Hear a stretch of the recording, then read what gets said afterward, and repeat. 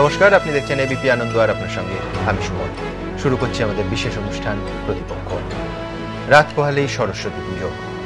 লৌকিক ধর্মবিশ্বাস অনুযায়ী প্রতি বছর বাংলার ঘরে ফিরে ফিরে আসেন ওই হাঁস বীণা নিয়ে দেবী সরস্বতী। কিন্তু ফিরে আসবে না কোনোদিন নেতায়ের সরস্বতী, কিংবা চোখের জল শুকোচ্ছেই না পারুইয়ের সরস্বতী। নেতায়ের সরস্বতী, সরস্বতী ঘরুই 9 জন অসহায় মানুষ বন্দুকবাজদের গুলিতে প্রাণ হারিয়েছিল আজ থেকে 3 বছরের সামান্য বেশি সময় আগে নেতাইতে। যে ঘটনা আরেকবার উল্লেখ করেছেন বুদ্ধদেব ভট্টাচার্য, ক্ষমা চেয়েছেন, কিন্তু এই ক্ষমা কি চোখের জল মুছিয়ে দিতে পারবে ওই হতভাগ্য 9টি পরিবারের? আর রাজনীতির দিক থেকে দেখতে গেলে এটা কি আরেকটা বড় ঐতিহাসিক ভুল? প্রশ্ন উঠেছে বামপন্থীদের মধ্যেই। অন্যদিকে আরেক সরস্বতী, যে সরস্বতীর ঘটনা আরও একবার আমাদের সামনে এলো আজকে, পারুইয়ে নিহত সাগর ঘোষের স্ত্রী সরস্বতী ঘোষ, যার অভিযোগপত্রে একেবারে প্রথম নামটি ছিল তৃণমূলের জেলা সভাপতি অনুব্রত মণ্ডলের এবং দ্বিতীয় নামটি ছিল জেলা সভাধিপতি বিকাশ রায়চৌধুরীর। কিন্তু আজকে কোর্ট জানিয়ে দিয়েছে সিআইডি তদন্ত যে গতিতে এগোচ্ছে তাতে অসন্তুষ্ট এবং স্পষ্ট ইঙ্গিত দিয়েছে 1 সপ্তাহ পর যদি রাজ্য সরকার এবং সিআইডি সন্তুষ্ট না করতে পারে আদালতকে, তাহলে দেশের সর্বোচ্চ তদন্তকারী সংস্থা, সবথেকে বড় তদন্তকারী সংস্থা সিবিআইয়ের হাতে এই মামলা তুলে দেওয়া হবে। একেবারে স্পষ্ট ইঙ্গিত। সুতরাং এই যে দুই সরস্বতী, যে সরস্বতী নেতায়ের সরস্বতী কোনোদিন আর ফিরে আসবে না, আর আরেকজন এই সরস্বতী ঘোষ, পারুইয়ের সরস্বতী ঘোষ, যার চোখের জল শুকোচ্ছে না। এই দুজনের দুটি ঘটনা ঘিরেই আমাদের আজকের প্রতিপক্ষের 2 ঘন্টার অনুষ্ঠান। প্রথমে আমরা দেখব নেতায়ে 9 জন মানুষের মৃত্যুর পরিপ্রেক্ষিতে আরও একবার আরেকটা অধ্যায় যেন খুললেন ভুল স্বীকার করে রাজ্যের প্রাক্তন মুখ্যমন্ত্রী বুদ্ধদেব ভট্টাচার্য। কি বললেন গতকাল বুদ্ধদেব ভট্টাচার্য?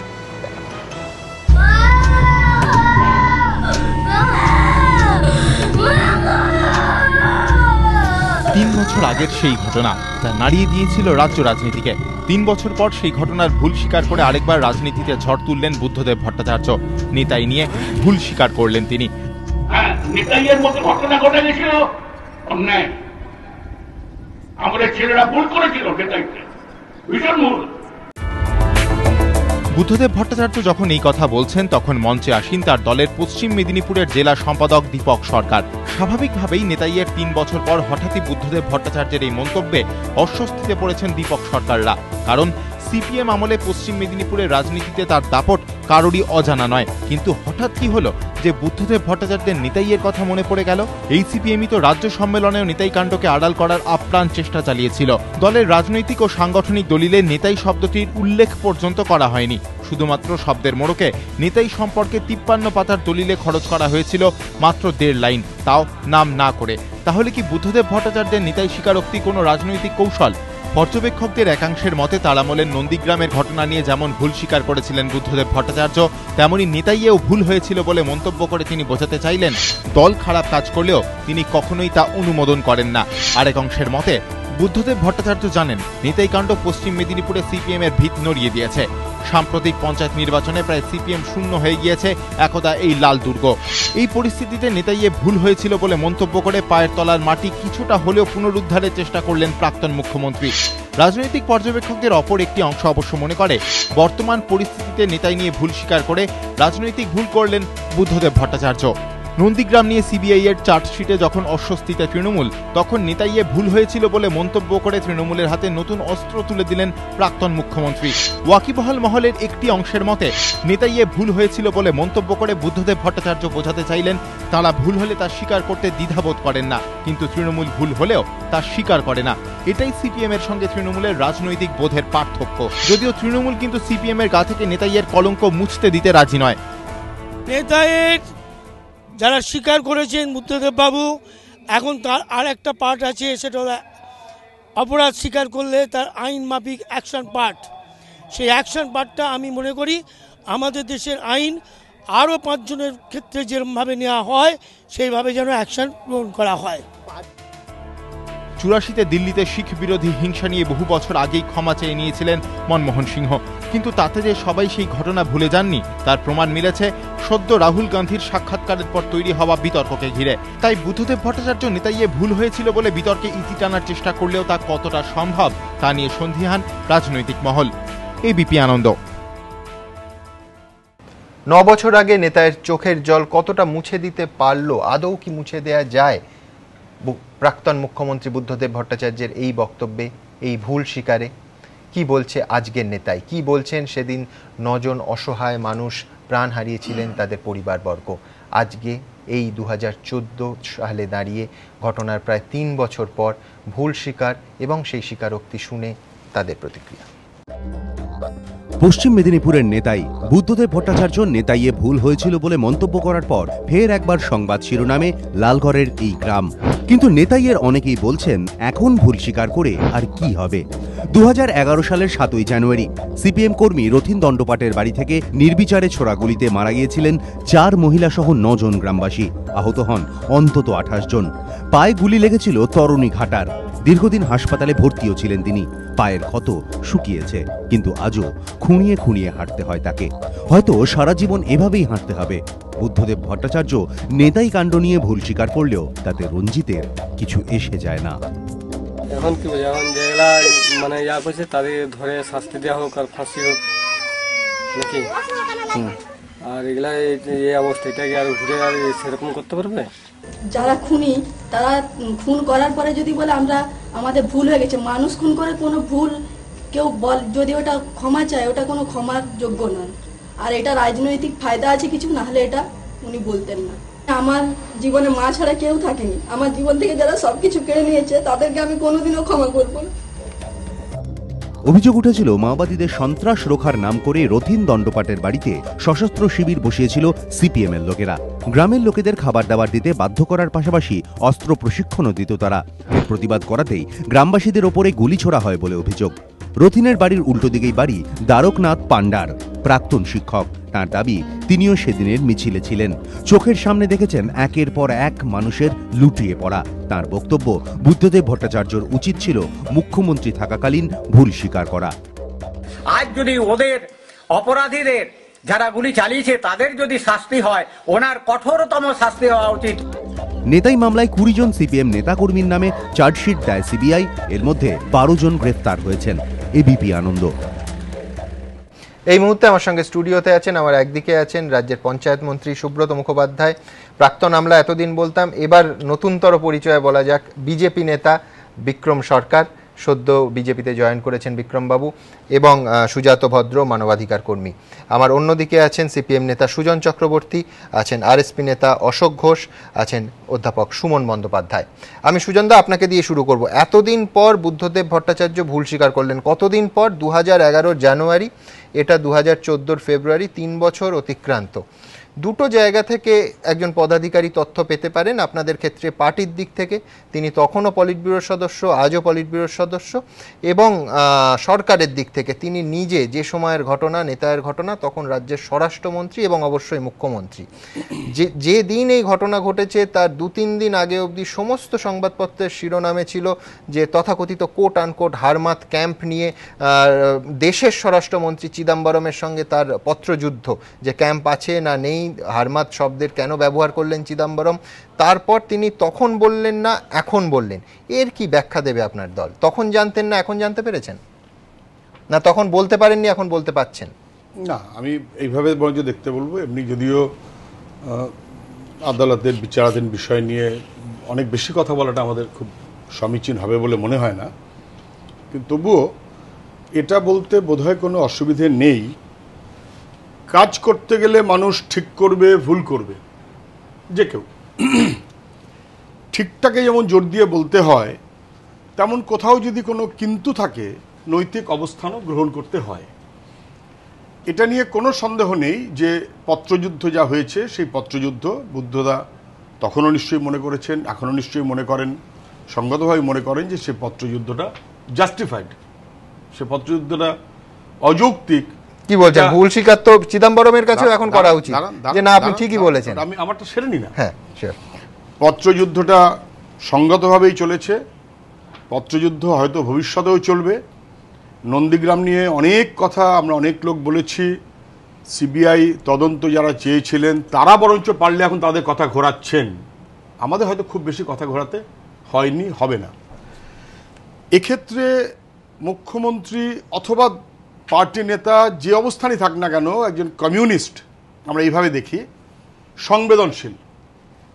পুলিশ গুলি চালাক অথবা অন্য কেউ গুলি চালাক, একটা কোনো ঘটনা ঘটলো, কেউ মারা গেলেন, সেই মৃত্যুর ঘটনাতে আনন্দ পাওয়ার কারুর কোনো কথা নয়। 8-10 জন ধামাচাপা দেবার চেষ্টা করতে পারেন, কিন্তু বুদ্ধবাবুরা বরাবরই সংবেদনশীল মন নিয়ে নৈতিক অবস্থান নিয়েছেন যে মৃত্যু অথবা এ ধরনের একটা দুর্ভাগ্যজনক ঘটনা না, এটা কাম্য নয়। এই অবস্থানটা আগেও নিয়েছেন, এই অবস্থানটা এখনও নিয়েছেন। কখন সেটা ফোকাসে আসবে সেটা কিন্তু একা বুদ্ধদার মনোভাবের উপর নির্ভর করে না, সেটা নির্ভর করে এই প্রথম নেতাই নিয়ে বললেন, নন্দীগ্রাম নিয়ে এর আগে বলেছেন না নন্দীগ্রাম নিয়ে আগে বলেছেন, এটাও যেমন সব লোক কিন্তু জানেন না, এটা নির্ভর করে কথাটা কখন কিভাবে প্রেসে আসবে।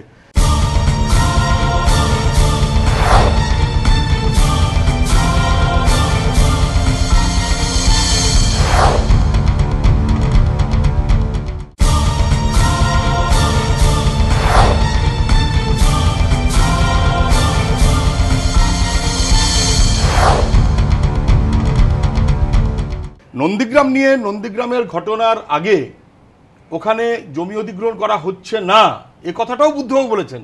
সে কথাটাও কি সব লোক জানেন?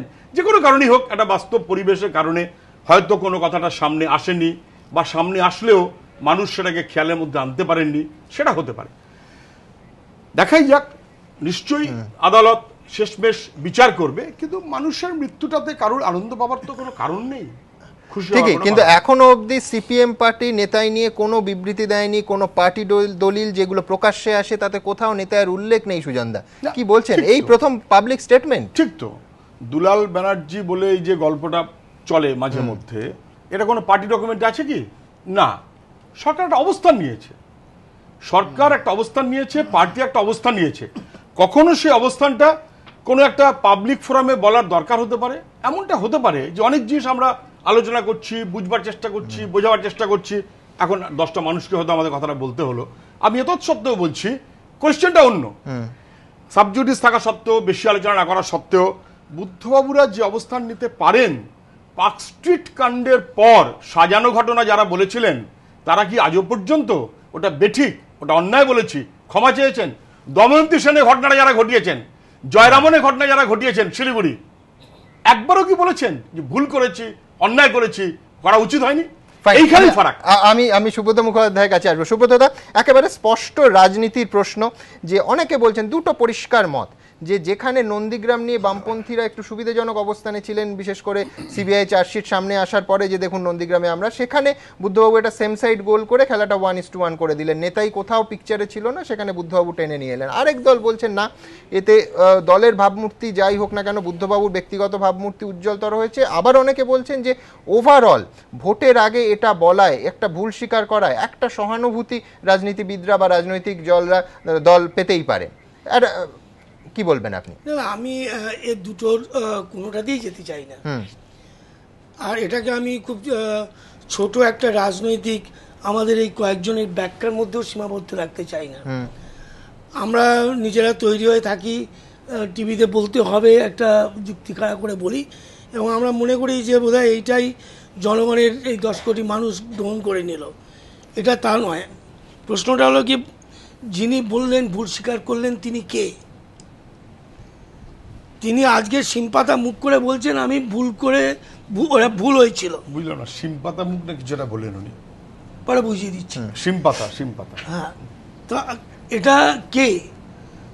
তিনি দীর্ঘ বেশ কয়েক বছরের মুখ্যমন্ত্রী, তিনি পুলিশ মন্ত্রী, তিনি হোম মিনিস্টার। পুলিশ মন্ত্রী দেখলো কি হয় নাকি? না, হোম দুটো আছে, সেটা আপনাকে জানতে হবে। আপনি এমপি ছিলেন, হোম সিভিল, এটা না জানলে কি করে? এটা তো একই লোক, এটা জেনে একই লোক হয়, এটা জানা উচিত ছিল, সুজনের এটা জানা উচিত ছিল।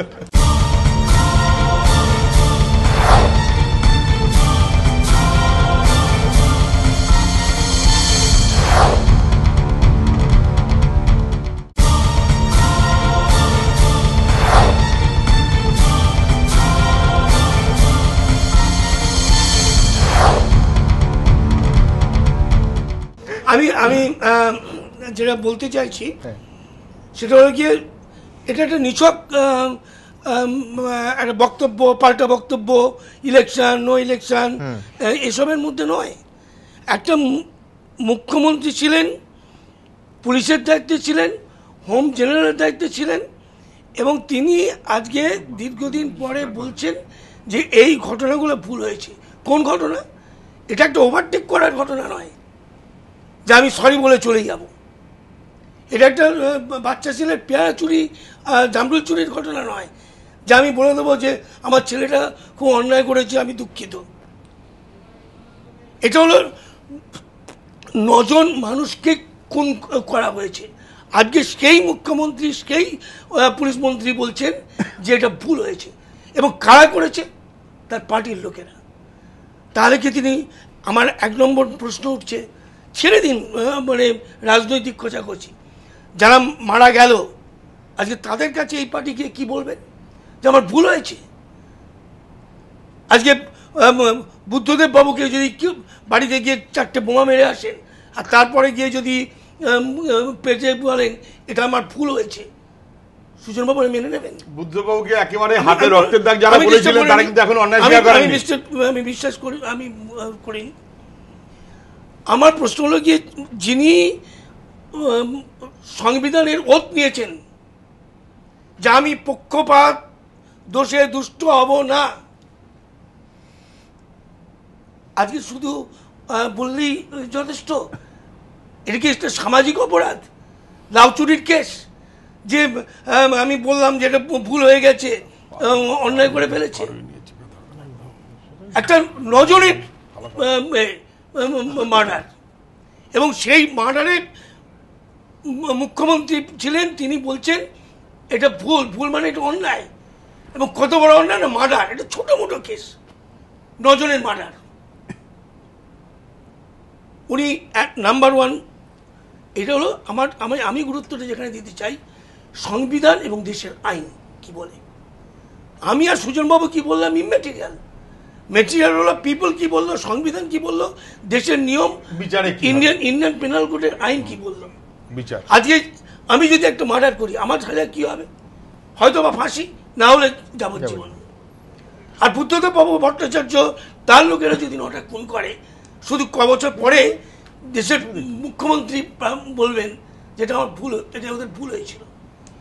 সিম্পল ভুল, সিম্পল ভুল, এটা আইনের কোনো পেরিপেরিতে। এটা আজকে আমি যদি বলি যে উনি সিক্রেসি অফ ওথ করেছেন, তিনি সংবিধান ভায়োলেট করেছেন, এবং এখন কেন আইপিসি ধারা অনুযায়ী যিনি তথ্য গোপন করেছিলেন এবং তাদের গ্রেপ্তার করে সাজা হয়নি, তাকে কেন গ্রেপ্তার করা হবে না আইন মাফিক? আমার দাবিতে না, আমি দাবি করছি না, আমার পার্টি দাবি করছে না।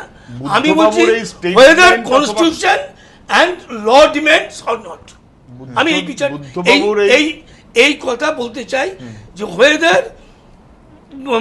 কনস্টিটিউশন অফ ইন্ডিয়া অ্যান্ড যারা ন্যাচারাল জাস্টিস চাইতে পারে, যারা মারা গেছে, এবং দেশের আইপিসি অ্যাক্ট কি ডিমান্ড করে। আমি শুধু বুদ্ধকে একটাই, সুব্রত আমি একটা কথাই বলছি, বুদ্ধদা একটি কমেন্ট করলেন বলে কি কনস্টিটিউশনাল বিচারের ব্যবস্থাটা বন্ধ হয়ে গেল নাকি? আমার যেন ওনার কথা শুনে মনে হচ্ছে যে বুদ্ধদা একটা কথা বললেন মানে সব বুঝি বন্ধ হয়ে গেল, তা তো না।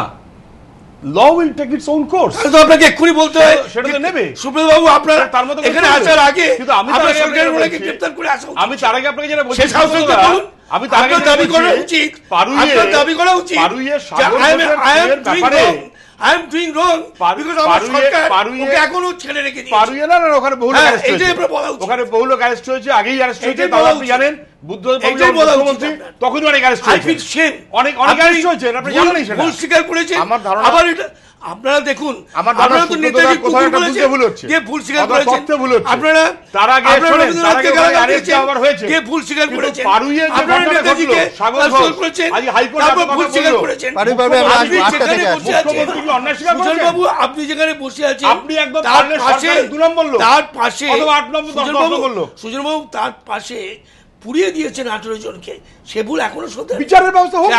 কে বড় কথা আমি যারা বলতে চাইছি, আপনার মন্ত্রীদের, আপনাদের মন্ত্রীদের হাতে মাখিয়ে শোনেন খাইয়েছেন সাইবাড়িতে, সেইগুলোকে মন্ত্রী রেখে দিয়েছেন সেকেন্ড ম্যান। শোনেন, এবার আপনি যার সাথে সরকার করেছেন তারা, আপনি যখন কংগ্রেস করতেন কংগ্রেস সম্পর্কে অভিযোগ করেছিল কুলতলিতে, করেননি?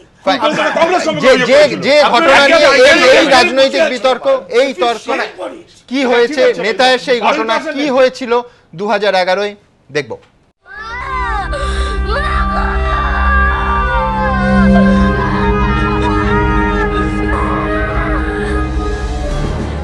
নেতাই নিয়ে ফের সরগরম রাজ্য রাজনীতি। 3 বছর বাদে নেতাই নিয়ে ভুল স্বীকার করলেন বুদ্ধদেব ভট্টাচার্য। নেতাইয়ের মতো ঘটনা ঘটে গেছিল, অন্যায় আমাদের ছেলেরা ভুল করেছিল নেতাইকে। 2011-র 7ই জানুয়ারি কি ঘটেছিল নেতাইয়ে?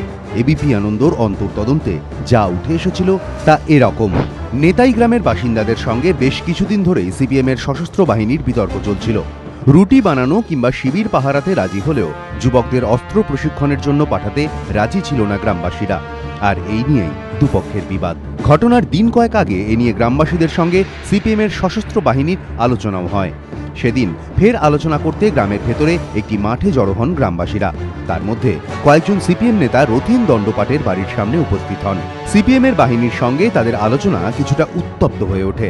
পরিস্থিতি ভালো না বুঝে নেতাই ক্যাম্প থেকে লালগড়ে সিপিএমের নেতাদের ফোন করা হয়। সেখানে উপস্থিত নেতারা পরিস্থিতির গভীরতা আঁচ করতে না পেরে নেতাই থেকে কিছু দূরে বীরকাঁড়ে সিপিএমের ক্যাম্পে বার্তা পাঠান। লালগড় পার্টি অফিসের মতোই বীরকাঁড়ে সিপিএম ক্যাম্পে উপস্থিত লোকজনও ঘটনার গুরুত্ব না বুঝেই নেতাইয়ের সহযোদ্ধাদের সাহায্য করতে রওনা দেন। এরই মধ্যে রথীন দণ্ডপাটের বাড়িতে তখন উত্তেজনা বাড়ছে।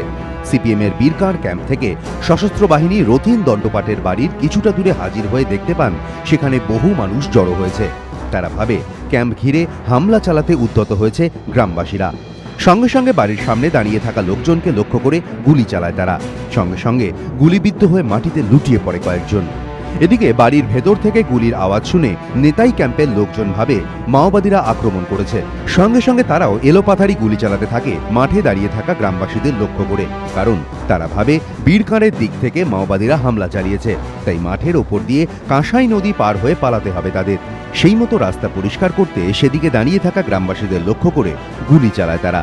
এরপর কাঁসাই নদী পার হয়ে পালিয়ে যায় নেতাই ক্যাম্পের সিপিএম বাহিনী। উল্টোদিকে বীরকাঁড় ক্যাম্প থেকে আসা সিপিএমের সশস্ত্র বাহিনী সেই রাস্তা দিয়েই পালিয়ে যায়। এবিপি আনন্দ। এই নেতায়ের ঘটনা যেদিন ঘটল তার কয়েকদিন আগে অবধি সংবাদপত্রে বারবার শিরোনাম হয়েছে, জাতীয় সংবাদপত্রে জাতীয় ক্ষেত্রেও শিরোনাম হয়েছে দেশের স্বরাষ্ট্রমন্ত্রী পি চিদম্বরমের সঙ্গে রাজ্যের মুখ্যমন্ত্রী বুদ্ধদেব ভট্টাচার্য এবং তিনি স্বরাষ্ট্রমন্ত্রীও ছিলেন, তার পত্রযুদ্ধ। সেই কথায় আসবো, কিন্তু তার আগে আরএসপি নেতা অশোক ঘোষ। অশোকবাবু, প্রথমে আপনার কাছে জানতে চাইব যে এই যে ভুল স্বীকার তিনি করলেন, কিন্তু তার আগে আমরা কি দেখলাম যে সিবিআই 20 জনের বিরুদ্ধে চার্জশিট দিয়েছে, 12 জন গ্রেফতার হয়েছে, 8 জন পলাতক। যারা পলাতক তাদের নামের মধ্যে কাদের কাদের নাম আছে? অত্যন্ত পরিচিত পদাধিকারী সিপিএম নেতা অনুজ পাণ্ডে, ডালিম পাণ্ডে আছেন, ফুল্লরা মণ্ডল, রথীন দণ্ডপাটে, যার বাড়িতে এই ঘটনা। কেন এতদিন আপনারা বামপন্থী দল, যে দলের তারা সদস্য, বহিষ্কারের দাবি তুললেন না? মানে আমি বলছি, ভুল স্বীকার তো একটা কথার কথা না, এর তো প্রক্রিয়া আছে। কই আজকে থেকে সিপিএম পার্টিতে গত 3 বছরে তো ঘোষণা করা হয়নি যে অনুজ পাণ্ডে, ডালিম পাণ্ডেদের দল থেকে বহিষ্কার করা হয়েছে। এই মামলায় তাদের বিরুদ্ধে সিবিআই চার্জশিট রয়েছে, আপনারাও দাবি করেননি সৈনিক হিসেবে। মানে এটা অত্যন্ত প্রাসঙ্গিক প্রশ্ন একটা। এই প্রশ্নটাকে এড়িয়ে যাওয়া যাবে না, আলোচনা করতে গেলে এটা আসতেই হবে। কিন্তু এই প্রসঙ্গে যাওয়ার আগে এই সুব্রতবাবু বা সুজনবাবুর যে কথা হলো তার থেকে একটা দুটো কথায় আমি একটু মন্তব্য করে নিই। সেটা হচ্ছে যে ওই সংবিধানের নামে শপথ নেওয়ার কথা সুব্রতবাবু বলছিলেন। তা আমার মনে হয় যে ট্র্যাজেডি এইখানটায় ওটা আমাদের গণতন্ত্রের, যে মন্ত্রীরা সংবিধানের নামে শপথ নিয়ে মন্ত্রী হন, কিন্তু প্রায়শই সংবিধানের যে নির্দেশাত্মক নীতি বা নির্দেশ থাকে বা যে মন্ত্রগুপ্তির শপথ থাকে সবটাই প্রায়শই ভঙ্গ করেন। মানুষের নিরাপত্তা যাদের হাতে, তারা নিরাপত্তা রক্ষায় ক্রমশ ব্যর্থ হচ্ছেন। গোটা ভারতের ঘটনা এবং রাজ্যের ঘটনাতেও সেইটা আস্তে আস্তে প্রতিভাত হচ্ছে। দেখুন, অনেকদিন পরে বুদ্ধবাবু বলেছেন কথাটা, তার পরিপ্রেক্ষিতে আজকে আলোচনা হচ্ছে। আমি সুমন আপনাকে মনে করি দিই যে যখন নেতাইয়ের গুলি চলল সেই সময় আপনারাই অনেক সিরিজ অফ ডিসকাশন করেছেন, আলোচনা করেছেন, এবং আজকে আপনার উপস্থাপনা আমাকে খুব ব্যথিত করেছে। দুই সরস্বতীর প্রতি সমবেদনা আমি রাখছি। এক সরস্বতী নেই, তার পরিবারের প্রতি সমবেদনা, কিন্তু আরেক সরস্বতী যে স্বামী হারিয়েছে তাকে তার ক্ষতি পূরণের কোনো ব্যবস্থাই কেউ করতে পারবে না, কারণ কোনো মহিলার কাছে স্বামী হারানোর যে সাগর ঘোষের মৃত্যু তার ক্ষতিপূরণ হয় না।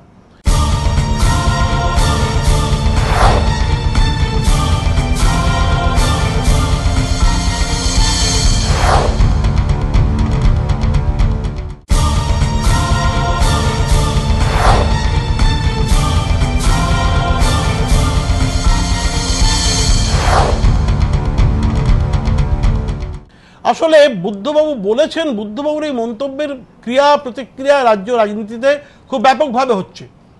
উনি কি বলে ঠিক করেছেন, পুরনো আবার নেতায়ের ঘাট উস্কে দিলেন, সঙ্গে সঙ্গে নন্দীগ্রামে সিবিআই রিপোর্টটা কি হলো সবটাই চলে আসছে।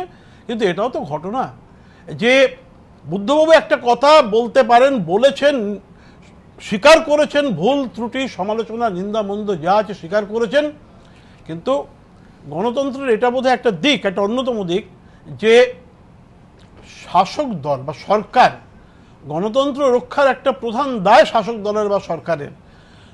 যদি সরকারের কোনো অন্যায় ঘটে থাকে, শাসক দলের কোনো অন্যায় ঘটে থাকে, তাহলে শাসক দলকে একটা নিরপেক্ষ অবস্থান নিয়ে বলতে হয় ঘটনাটা অন্যায় ঘটেছিল, ঘটনা ঠিক হয়নি, বা এই অন্যায়ের সঙ্গে যারা যুক্ত তাদের বিরুদ্ধে প্রশাসনিক ব্যবস্থা নেওয়া উচিত। সুব্রতদা বিতর্ক করতে পারেন, কিন্তু করলেও এটা ঘটনা আমি নিশ্চিতভাবে জানি। আমি সুব্রত মুখার্জিকে যতটুকু চিনি, উনি মনে মনে ব্যথিত যে পুলিশ অনুব্রতর বিরুদ্ধে কোনো ব্যবস্থা নিতে পারে না।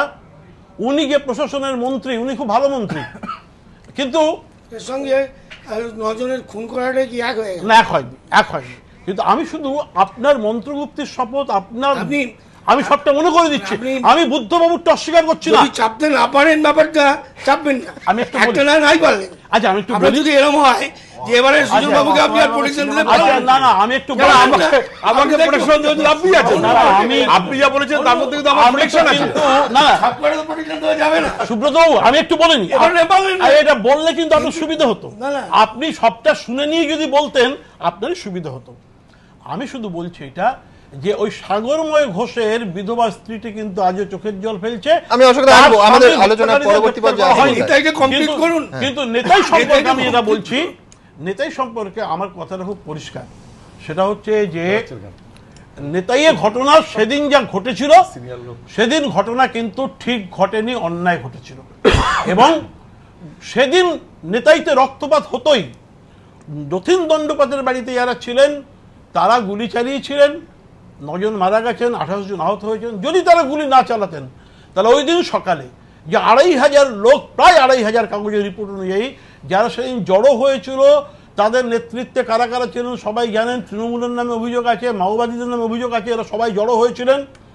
এদের নেতৃত্বে যে মিছিল, এই মিছিল যদি রথীন দণ্ডপাতের বাড়ি ঘিরে ধরত, তাহলে এই মিছিলই ওই রথীন দণ্ডপাতের বাড়িতে আশ্রয় নেওয়া সিপিএমের লোকেদের পিটিয়ে মেরে ফেলতো। আমি বলতে চাইছি অন্যায়টা দুদিক থেকেই ঘটছিল, রক্তপাত সেদিন অনিবার্য ছিল।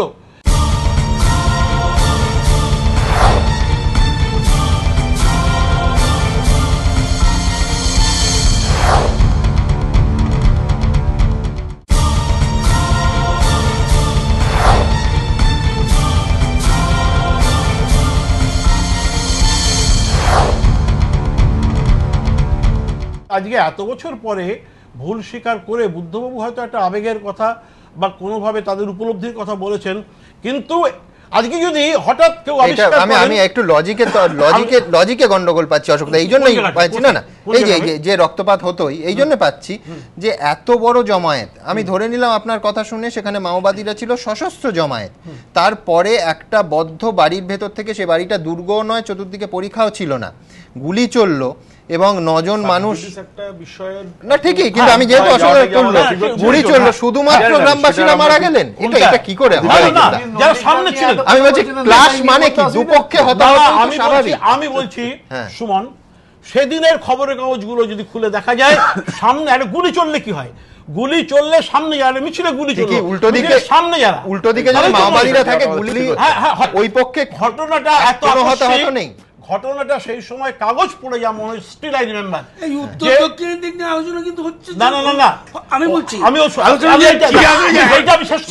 বুদ্ধদেব বাবুর বলাটার সঙ্গে আমি প্রশ্ন তুলেছি একটা আইনের কোন সম্পর্ক, আমি সংবিধানের সম্পর্ক আছে আমার কাছে। আমি বলেছি আইন আইনের পথে চলবে, বুদ্ধবাবু বললেন বলে আইন স্টপ হয়ে গেছে তা কিন্তু নয়।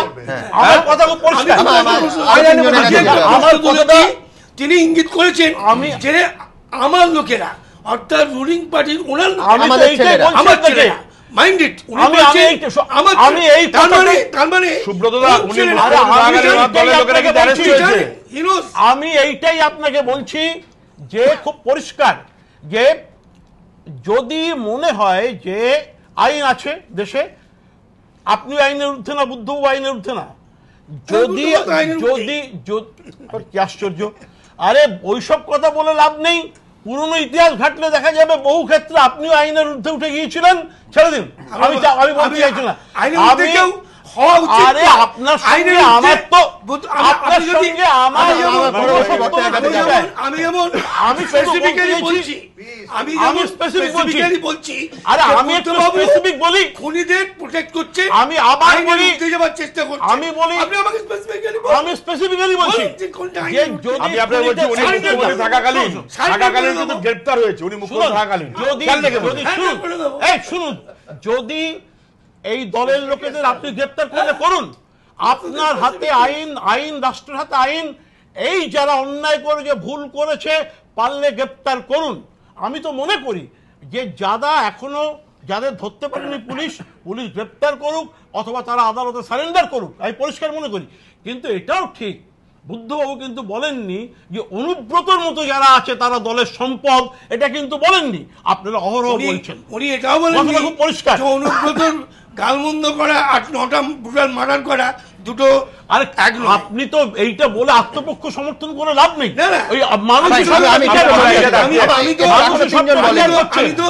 কিন্তু এটা ঘটনা অনুব্রতর ইস্যু নিয়ে আসেনি, যেভাবে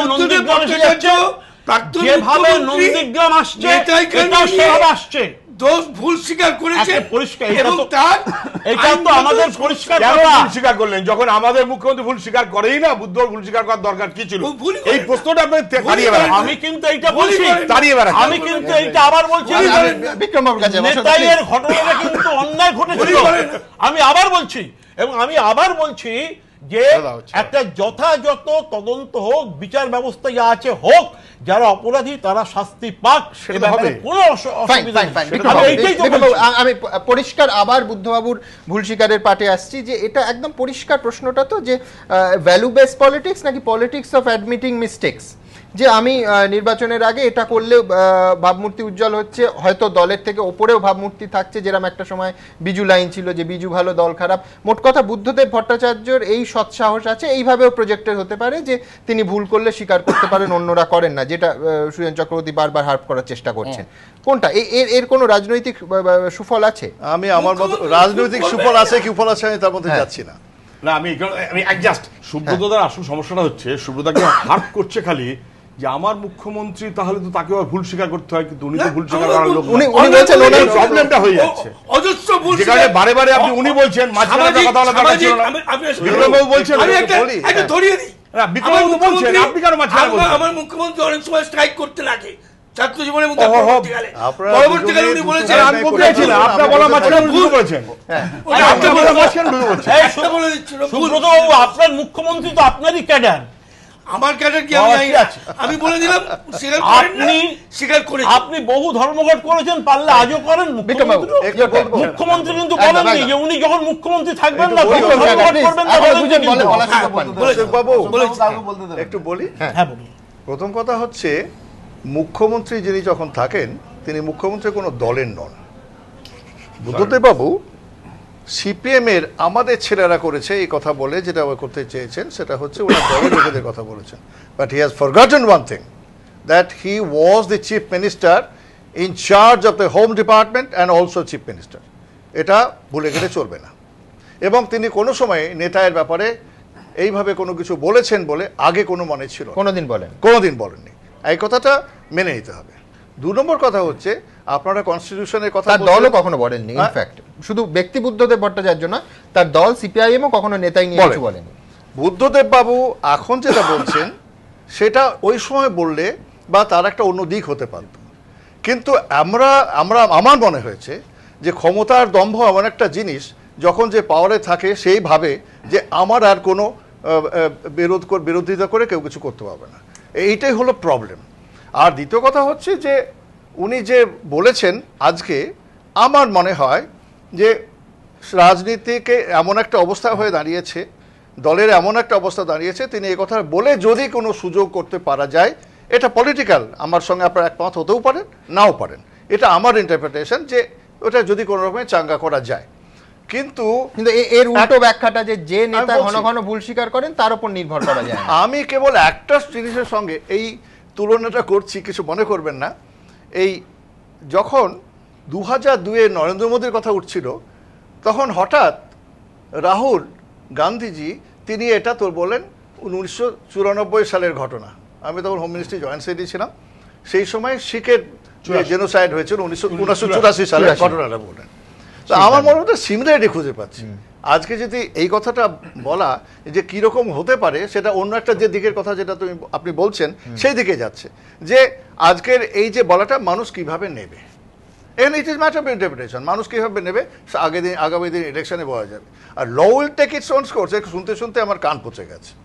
আমি অ্যাডভোকেট হিসেবে দেখেছি, এবং এই যে যখন বলে law will take its, law it does, but it takes hell of a long time.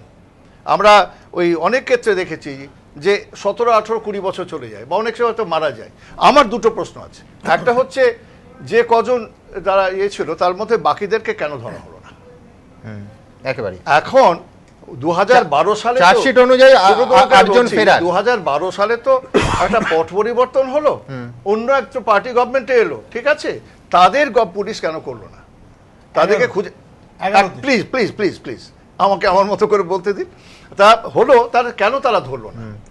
এই যে লোকগুলো চলে গেল, আইন তো রয়েছে, আমি বলছি আইন রয়েছে, যে তাদেরকে ধরার জন্য ব্যবস্থা করা, তাদের সম্পত্তি বাজেয়াপ্ত করা, অনেক কিছু ব্যবস্থা আছে। কিন্তু মজার ব্যাপার হচ্ছে, এটা আমার ওপিনিয়ন, যে পুলিশ যখন যে রাজত্বে থাকে তার হয়ে কাজ করে, এটা নিয়ে এটা তেমন কিছু প্রায়োরিটি পাচ্ছে না। তা যদি হতো, তাহলে পুলিশের যদি ইন্ডিপেন্ডেন্টলি কাজ করতে পারতো, তাহলে পুলিশ নিশ্চয়ই তাদেরকে বের করতো। তারা তাকিয়ে আছে, কি দরকার আমার, this doesn't get much of priority in the present circumstances. It's a failure on the part of the present government also to not to apprehend this people.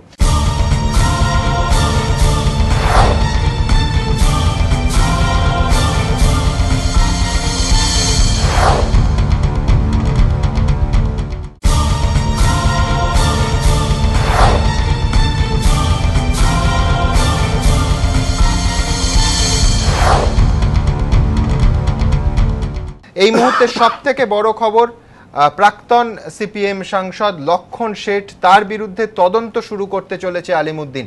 আমি সরাসরি বিস্তারিত জেনে নেব আমাদের প্রতিনিধি বিতনু চট্টোপাধ্যায়ের কাছ থেকে। বিতনু, ঠিক কি খবর রয়েছে, কেন কোন ইস্যুতে লক্ষণ শেঠের বিরুদ্ধে এতদিন পর তদন্ত শুরু করতে চলেছে তার পার্টি সিপিআই? দেখো, যেটা বিষয় সেটা হচ্ছে লক্ষণ শেঠের যে আইকেয়ার এনজিও, তার যে medical college, dental college, paramedical college, এবং যার সঙ্গে লক্ষণ শেঠের যে যোগাযোগকে কেন্দ্র করে দলের ভাবমূর্তি ক্ষুণ্ণ হওয়া, বা তার যে দলে তার যে অবস্থান পূর্ব মেদিনীপুর সহ গোটা রাজ্যে, এই নিয়ে আলিমুদ্দিন একাধিক প্রশ্নের সম্মুখীন গত বেশ কয়েক বছর ধরে হয়েছে।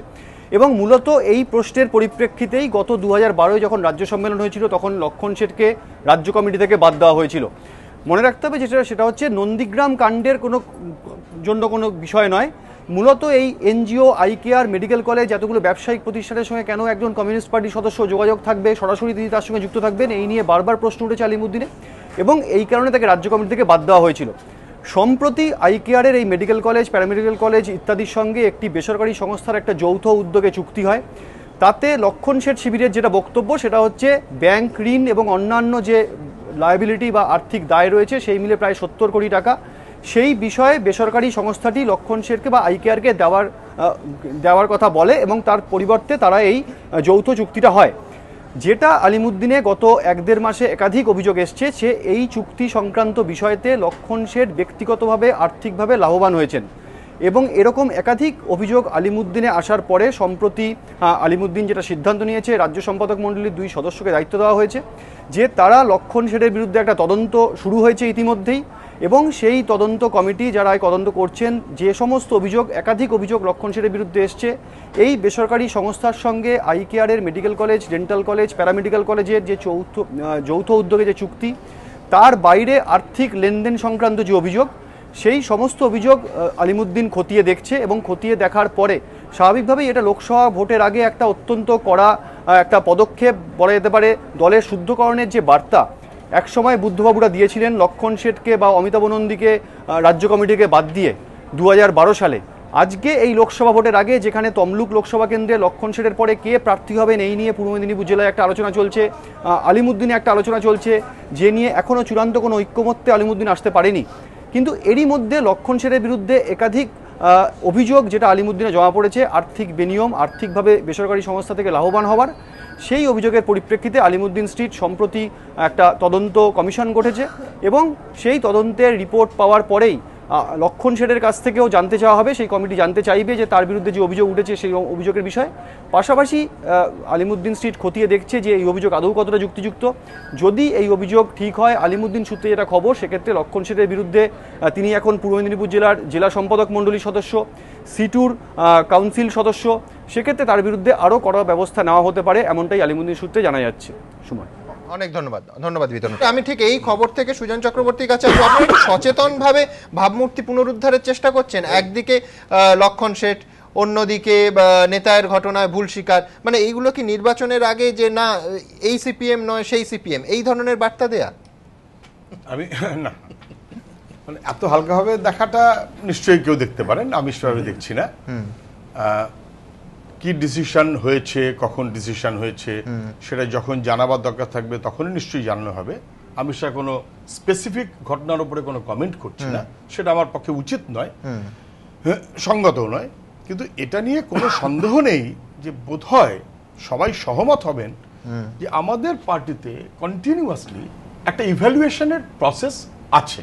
সেটা 100 ভাগ পারি আর 60 ভাগ পারি আর 80 ভাগ পারি, আমাদের একটা কন্টিনিউয়াস ইভ্যালুয়েশনের প্রসেস আছে। সেই প্রসেসটা আছে, এটা আপনারাও জানেন।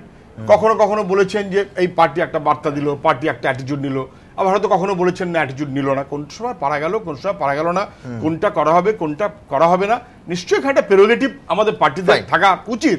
কিন্তু এটা নিয়ে কোনো সন্দেহ নেই যে চলতে চলতে নিজেদেরকে আপডেট করা এবং নিজেদেরকে আরো বেশি এফেক্টিভলি পরিচালনা করার জন্য আমাদের ত্রুটি খুঁজে বার করার দায়িত্ব তো আমাদেরই বেশি। আমাদের ত্রুটি খুঁজে বার করার দায়িত্ব আমার প্রশ্নটা ছিল আমাদেরই বেশি, এ নিয়ে কোনো সন্দেহ নেই। নির্বাচনের আগে দায়িত্বটা কি বেড়ে যায়? এবার না না না না না না, আমি আমি আমি আমি কোনো কমেন্ট করছি না, আমি ওদের কমেন্টেই বলছি।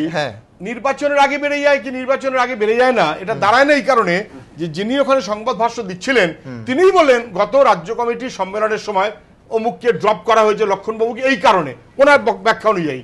তখন তো ইলেকশন ছিল না, ইলেকশন আর নো ইলেকশন আমি কোনো স্পেসিফিক কথা বললাম না, আমি জেনারেল কথা বলছি।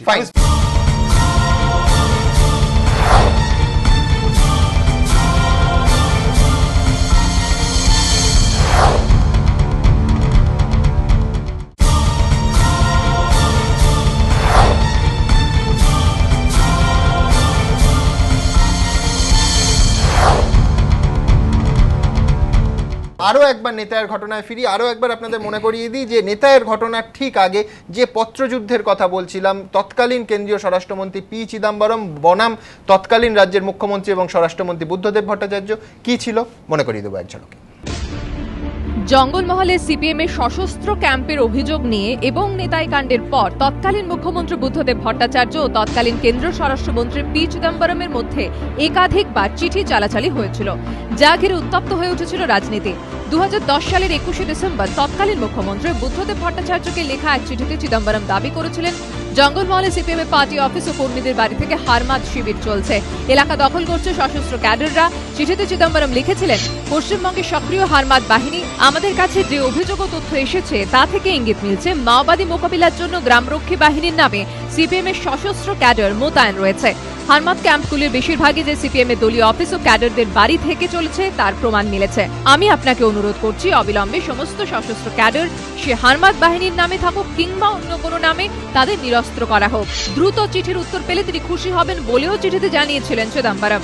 একই সঙ্গে এই বিষয়ে ব্যক্তিগতভাবে বুদ্ধদেব ভট্টাচার্যের সঙ্গে কথা বলারও ইচ্ছা প্রকাশ করেন তিনি, যদিও চিঠির বিষয়ে তার কিছু জানা নেই বলে প্রথমে দাবি করেন তৎকালীন মুখ্যমন্ত্রী।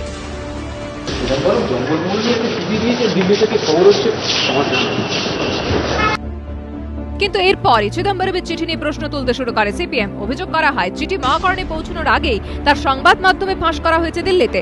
চিদম্বরমকে লেখা জবাবে চিঠিতে বুদ্ধদেব ভট্টাচার্য লেখেন, গত 21 তারিখ লেখা আপনার সেই গোপন চিঠি যা আমার দপ্তরে পৌঁছানোর আগেই সংবাদ মাধ্যমে প্রকাশিত হয়েছে, সেই গোপন চিঠির প্রত্যুত্তরে জানাই পশ্চিমবঙ্গে পরিস্থিতি নিয়ে আপনার মূল্যায়ন বিস্ময়কর, যা নিরপেক্ষ দৃষ্টিভঙ্গি থেকে বহু দূরে। সিপিএম কর্মীদের প্রতি হারমাত শব্দের ব্যবহারে তীব্র আপত্তি জানাচ্ছে।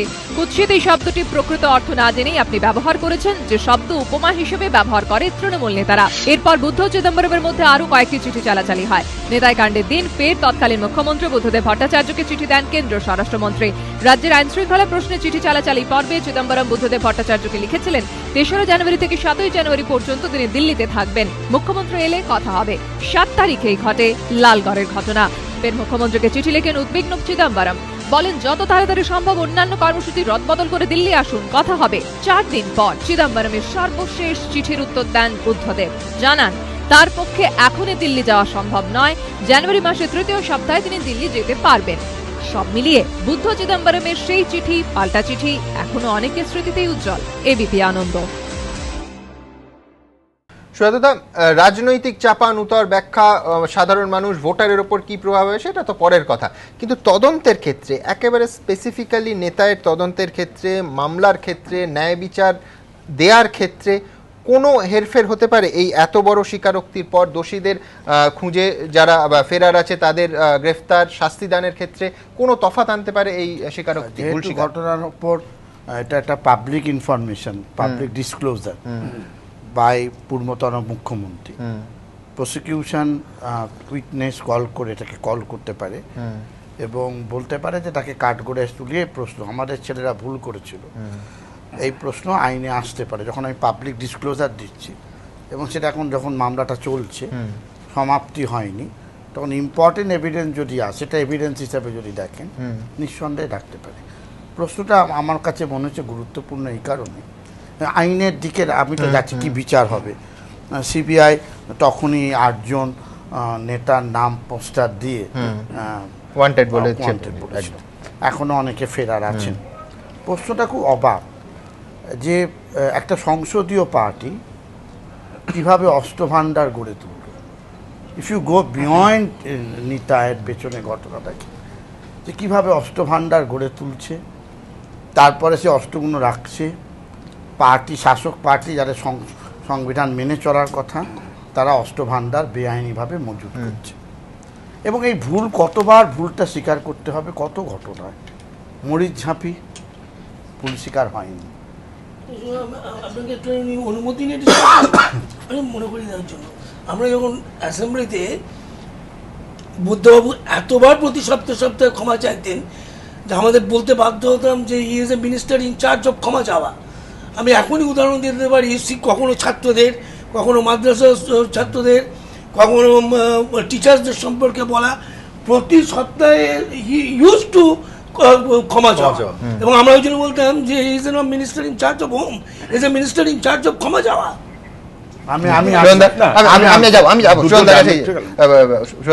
ডায়ামেট্রিক্যালি অপোজিট কথা আসলো। একটা কথা আসলো যে উনি ক্ষমা চাওয়াটাই একমাত্র না কাজ, আর একটা কথা আসলো উনি কত ক্ষমা চাননি। এটা যে যার পারসেপশন থেকে কথাটা বলছে, কিন্তু আমি বলছি ওভারঅল। তারপর তারা বেশ আগে 34টা বছর নয় বিকল্প দেখার সুযোগ ছিল না, এখন তো 3টে বছর ধরে বিকল্প আমরা দেখছি। আমরা কেন তুলাদণ্ডে বাদিক ডান্দিক করে মিলিয়ে দেখছি না?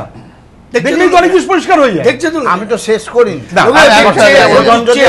আমি তোমার কথা ঢুকিনি ভাই, আমাকে ও জিজ্ঞেস করেছে, ও জিজ্ঞেস করলে আমার বলার রাইট আছে। আমার মরিচ ঝাঁপি এরকম একইভাবে আক্রমণ, যেখানে প্রায় 15 জন আনন্দমার্গী সন্ন্যাসিনী কে পিটিয়ে মারা হয়েছিল, তখনও অভিযোগ ছিল শাসক পার্টির লোকেরা যুক্ত, তার কোনো বিচার হয়নি। আমরা 150 জন মিলে খালি গড়িহাট রাজবাড়িতে গড়িহাট মিছিল করেছিলাম, লোক তখন তো সরকারের দিকে জনপপুলার। বানতলা হয়েছে, আমি সাক্ষ্য দিয়েছিলাম মুরালীমোহন দত্ত কমিশনে, প্রয়াত সাংসদ বিপ্লব দাশগুপ্ত দিয়েছেন, বলছেন এটা চক্রান্ত, to discredit the government, recorded Muralimohan Dutta কমিশনে। সুজাতবাবু, বানতলার অভিযুক্ত যারা তারা সবাই জেলে আছে না? আমি সেই সময় থেকেই জেলে আছে, আমি বামফ্রন্টের সময় থেকেই জেলে থাকাটা পলিটিক্যাল পার্টির ঘটনা ঘটানোর অংশ আছে। আবার নিরুপম বাবুর আমি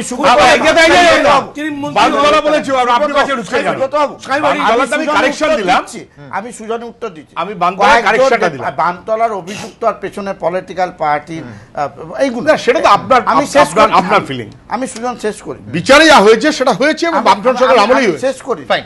আমি সুজাতা এখানে একটা সাপ্লিমেন্টারি প্রশ্ন আপনার কাছে না না আমি সাপ্লিমেন্টারি প্রশ্ন, যে ধরা যাক তৎকালীন মুখ্যমন্ত্রী জ্যোতি বসু পরবর্তী তার 3 বছর বা 10 বছর পরে ওই ঘটনাগুলোর জন্য, বিজন সেতুর ঘটনা বা মরিচঝাপির ঘটনার জন্য ক্ষমা চাইলেন, আমি আসছি পয়েন্ট, আমি বলছি আপনার এই যে প্রশ্নটা করলে অনুভূতিটা কি থাকবে? সুব্রত বাবু, সুব্রত বাবু, এগুলো একটা সোশ্যাল ইস্যুতে আমি বারে বারে বলবো, আমি বলছি, আমি সোশ্যাল ইস্যুতে দুঃখ প্রকাশ করা যায়, ক্ষমা চাওয়া যায়, ভুল স্বীকার করা যায়, এবং সেটা বদান্যতা হিসেবে ঠিক নয়, বাট নট ক্রিমিনাল কেসে। সুব্রত বাবু, criminal case, criminal case. Subrata বাবু, চান্স পেয়েছেন, এক মিনিট, সুব্রত বাবু, এটা আপনার একান্ত সাক্ষাৎকার নয়, আমরা একটু বলি। আমি বারে বারে যেটা বলতে চাইছি সেটা মধ্যে সোশ্যাল পার্টে ক্ষমা চাওয়াটা বদান্যতা, তার মান বাড়ে, কিন্তু ক্রিমিনাল পার্টি, ক্রিমিনাল যেখানে প্রভিশন আছে, আমি সব সময় সেখানে স্টেট ওয়েতে ক্ষমা চাইনি, আমি বলি, বরঞ্চ ক্রিমিনাল কেসে সরকারের মন্ত্রীদের মাথায় হাত রেখে চলাটাই উচিত, যা এখনকার সরকার করছে। আমি সুমন, আমি একটু শেষ করে আমি আসছি। এই ঘটনাগুলো পরম্পরা, অনেক ঘটনা, সুজপুরের ঘটনায় সিপিএম এর লোকেরা জেলা ম্যাজিস্ট্রেটের কোর্টে 14 জনের কনভিকশন হয়েছে, পার্টি নেতা সব, তাপসিয়া মালিকের ক্ষেত্রেও লোয়ার কোর্টে অ্যাপিলে আছে, লোয়ার কোর্টে কনভিকশন হয়েছে, ফলে হয়েছে। প্রশ্নটা সেটা না যে আমি আর একজন মিলে বইও লিখেছি, রাজনৈতিক সংঘর্ষে বিভিন্ন দল, কত লোক মারা গেছে, সব দলেরই। আমি বাসন্তীতে যেভাবে সিপিএম আরএসপিকে মেরেছে, ওদের সেই রিপোর্ট আমাদের কাছে গায়ে কাঁটা দেয়। আমি বলছি এটা একটা নেতার ঘটনা, নেতার ঘটনাটা কেন ইম্পর্টেন্স হলো, তখন রাজনৈতিক টার্ময়েল যা চলছে, নন্দীগ্রাম, সিঙ্গুর, একের পর এক ঘটনা, রিজওয়ানুর, উত্তাল পশ্চিমবাংলা, তখন নিতাই কাণ্ড তাদের নৈতিক ভিত্তিটাকে একেবারে শেষ করে দিল। সাজা আইনে হলো কি হলো না, নৈতিক ভিত্তি, রুলের যে মরাল ফাউন্ডেশনটাকে ধ্বংস করে দিল আমার মতে। দ্বিতীয় বড় প্রমাণ করলে অস্ত্র ভাণ্ডার রাখে বেআইনিভাবে, সেটা খেজুরিও হতে পারে, এখানেও হতে পারে। 3 নম্বর প্রমাণ করলো নিতাইয়ের কাণ্ড আমাদের কাছে, আমরা যারা সাধারণ মানুষ, কোনো রাজনৈতিক দলের সাথে সেভাবে যুক্ত নই, যে ভুল ক্ষমা চাওয়ার এটা জাস্টিসের সাথে কতখানি যুক্ত, ন্যায় বিচারের সাথে হতে পারে। দক্ষিণ আফ্রিকায় হয়েছে, ট্রানজিশনাল যখন হয়ে গেছে, 20 ভলিউমে ট্রুথ অ্যান্ড রিকনসিলিয়েশন পাওয়া যায়। ম্যান্ডেলা পর্যন্ত স্বীকার করছে তার দল কিভাবে সাদা লোকদের অত্যাচার করেছে, মেরেছে, ওপেন দাঁড়ি। তখন হচ্ছে ফরগিভনেস, ও দাঁড়াচ্ছে, সুজন দাঁড়িয়ে বলছে আমার ভুল, সুব্রতবাবু দাঁড়িয়ে বলছেন ভুল, আমি দাঁড়িয়ে বলছি ভুল, তখন একটা ট্রানজিশনাল জাস্টিসের কনসেপ্ট আসে, এবং ভিকটিম পরিবারকে বলা হয় ভুলে যায়। আয়ারল্যান্ডেও তাই হয়েছে, প্রত্যেক এটা নেপালে তাই হয়েছে, প্রচণ্ডদের ক্ষমা চাইতে হচ্ছে। কিন্তু আজকে যদি ধরা যায় জ্ঞানেশ্বরী কাণ্ডের অ্যালেজলি মাওবাদী, তারা নয়, আমি ধরে নিচ্ছি মাওবাদীরা, যদি বলে আমার ভুল হয়েছে, ধরা যাক, অন্য কোনো একটা দল যদি বলে আমার কাণ্ডটা ভুল হয়েছে, তাহলে তাদের দলের লোকেদের কি ছেড়ে দেওয়া হবে? বা তারা কি তাহলে এই ক্ষমাশীল দৃষ্টিটা দেখবেন?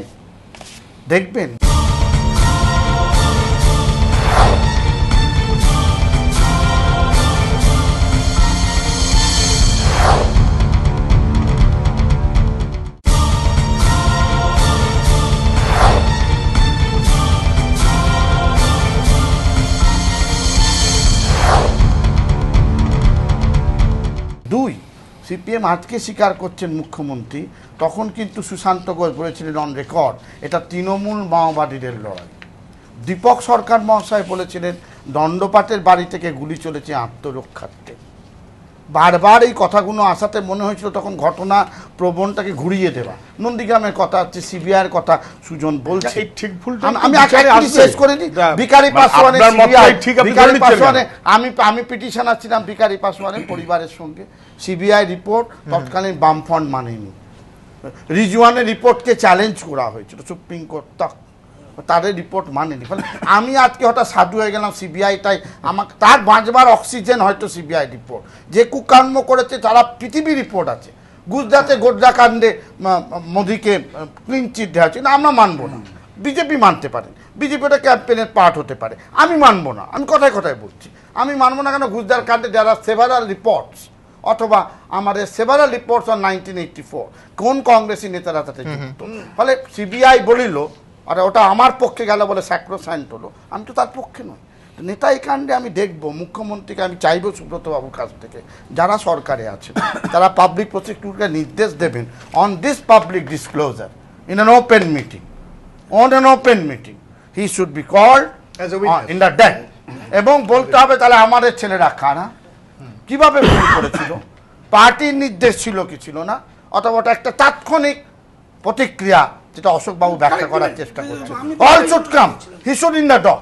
নন্দীগ্রামে নয় মুখ্যমন্ত্রীকে ডাইরেক্ট গুলি চালাবার ঘটনা দিয়েছিলেন কিনা সেটা তো পরের প্রশ্ন। মরাল দায় নিতে হয়, মুখ্যমন্ত্রীকে মরাল দায় নিতে হয়। উনি অনেক সময় নিয়ে হচ্ছেন, একবার দুবার নন্দীগ্রাম ভুল হয়েছে বলে কপালে উনি ঠুকেছেন, কিন্তু এটাকে হি সেট মার পার্টি মেন আর ইনভলভ, এবং এত বছর বাদে যদি মামলা চলে, মামলা স্ট্যাটাসটা সত্যি বলছে আমি জানি না, যদি চলে তাহলে সুব্রত বাবুদের মরাল দায়, চার্জশিটের পেশের পরও পাবলিক ডিসক্লোজারে ওনাকে অ্যাডিশনাল উইটনেস সাপ্লিমেন্টারি চার্জশিট করা যায় যে knowing fully well you are the chief minister, being a party man you are also accused, complicity আছে সেগুলো হতে পারে। ধন্যবাদ।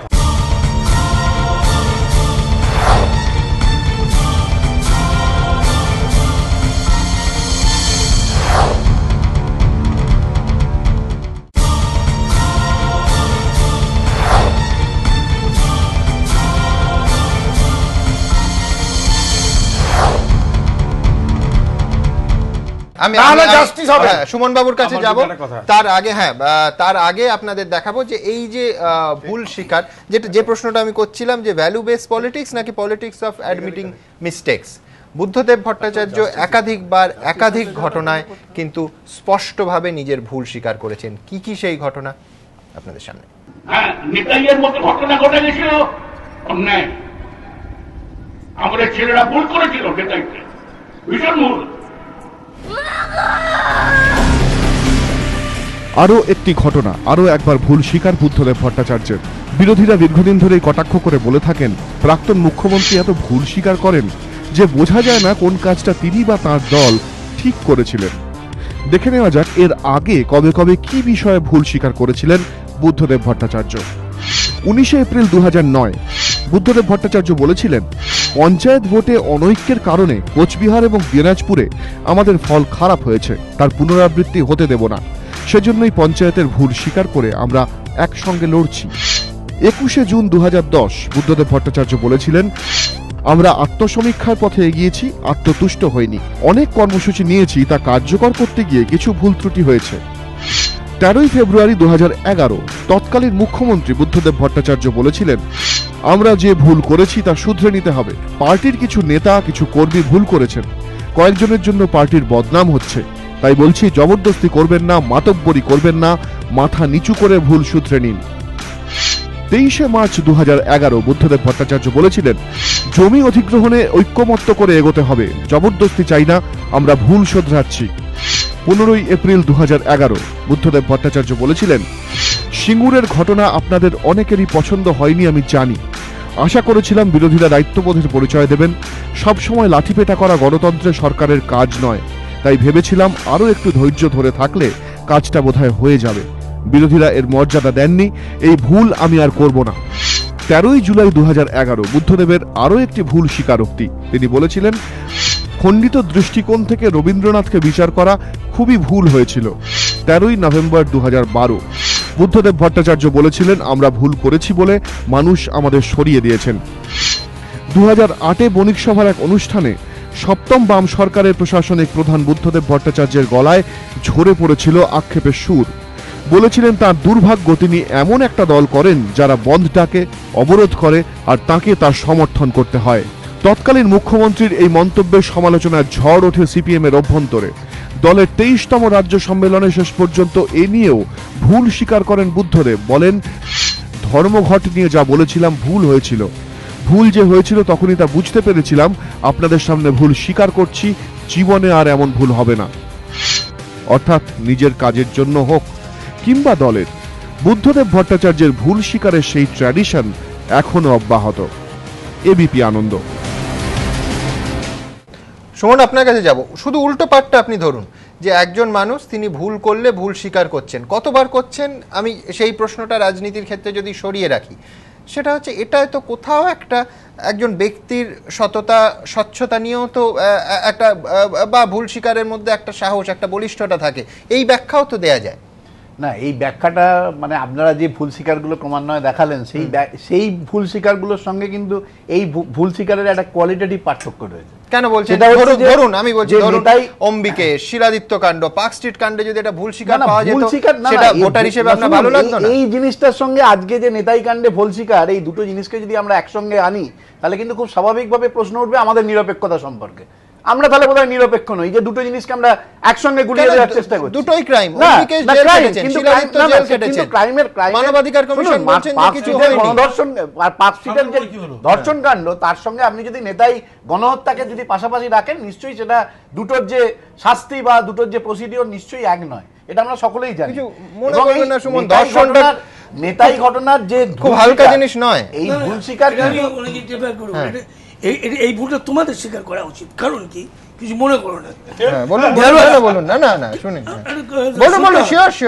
বিকজ একটা ভুল ইনফরমেশন ছিল টু চিফ মিনিস্টার, ভুল ইনফরমেশন ছিল। সেই ভুল ইনফরমেশনটা থেকে বলা যায় না যে আমি যেটা বলেছি ওটা ভুল। একটা ভুল দায় কার? সুব্রত দা, অফকোর্স আমাদের, সরকারের, পুলিশের, কমিশনারের। সে যদি নিজে থেকে স্বতঃস্ফূর্ত হয়ে কনভিন্স হতো যে যেটা বলেছেন ওটা ঠিক, তাহলে ভুল স্বীকার না। আমি বলছি তারপর যখন জানলেন, আজকে দাঁড়িয়ে বুদ্ধদেব ভট্টাচার্য যদি বলেন নেতার ঘটনা আমি জানতাম না, আমার পুলিশ বলে স্টেশনে এই ধরনের ঘটনা ঘটে থাকে, ভুল ইনফরমেশনের ভিত্তিতে আমরা অনেক সময় ভুল ইনফরমেশন অ্যাসেম্বলিতেও দিয়ে দিই। কিন্তু আপনাদের বাবা সুব্রতদা আপনারাও তো জানতেন, তারপরে তো রেকটিফাই করেন, তারপরে তো রেকটিফাই করেন, তারপরে তো কারেকশন করেন। দেবযানী এটা ভুল নয়, জয়েন্ট সেক্রেটারি এটা ভুল নয়। না, এই জয়েন্ট সেক্রেটারি এটা একদম তবে বলে বের করুন। ওই ঘটনা নেতার ঘটনা আমি যেটা বুঝাতে চাইছি, এটা চিফ মিনিস্টারের ভুল নয়। সুমন ঠিকই বলেছে, এটা ইনফরমেশন সাপ্লাই, হ্যাঁ ঠিক আছে, কিন্তু ওটা স্টেটমেন্ট, দ্যাটস অল। সেটা জানা গেল যে সেটা জানা যাওয়ার পরে স্বীকার করা হলো না কেন? সেটা আর তখন স্বীকার করে ভুল আমি যা বলেছি সে দম্ভ, যারা পাওয়ারে রাখে তারা কিছুতেই বলে না। শুনুন, দুটো এক নয়, না দুটো এক নয়, হচ্ছে যে এটা ছোট ভুল, ওটা বড় ভুল। সেই গণহত্যার বিচার চলছে, সেই প্রক্রিয়ায় যিনি তদানীন্তন মুখ্যমন্ত্রী তিনি বলছেন ওটা ভুল হয়ে গেছে, আমার দলের ছেলেরা ভুল করেছে। তার মানে তিনি অ্যাডমিট করছেন সেই গণহত্যার দায়, তার দলের ক্যাডাররা সেই গণহত্যা করেছে। হারমাদ ক্যাম্প থেকে, সেই হারমাদ ক্যাম্প রতিন বন্দ্যোপাধ্যায় বাড়ি, তার থেকে গুলি ছোড়া হয়েছে, সেই কথাটাকে তিনি স্বীকার করেছেন, যে কথাটা একেবারে গুরুত্বপূর্ণ। এবং এই প্রশ্ন উঠবে যে তখন তিনি জানতেন কিনা, যে তার বিরুদ্ধে অবশ্যই ক্রিমিনাল কেস শুরু হওয়া উচিত, যে তিনি জেনে এতদিন ধরে এই ফ্যাক্টটাকে লুকিয়ে রেখেছিলেন। দ্বিতীয় আর একটা কথা যেটা আমরা চিদাম্বরমের চিঠির প্রসঙ্গে তুলেছিলেন, এ নিয়েও তো দীর্ঘ পত্রযুদ্ধ, দীর্ঘ আলাপ আলোচনা হয়েছে, যে সেখানে মানে জঙ্গলমহল অর্থাৎ ওই 3টে জেলাতে অন্তত 250টা হারমাদ ক্যাম্প ছিল সিপিএম এর।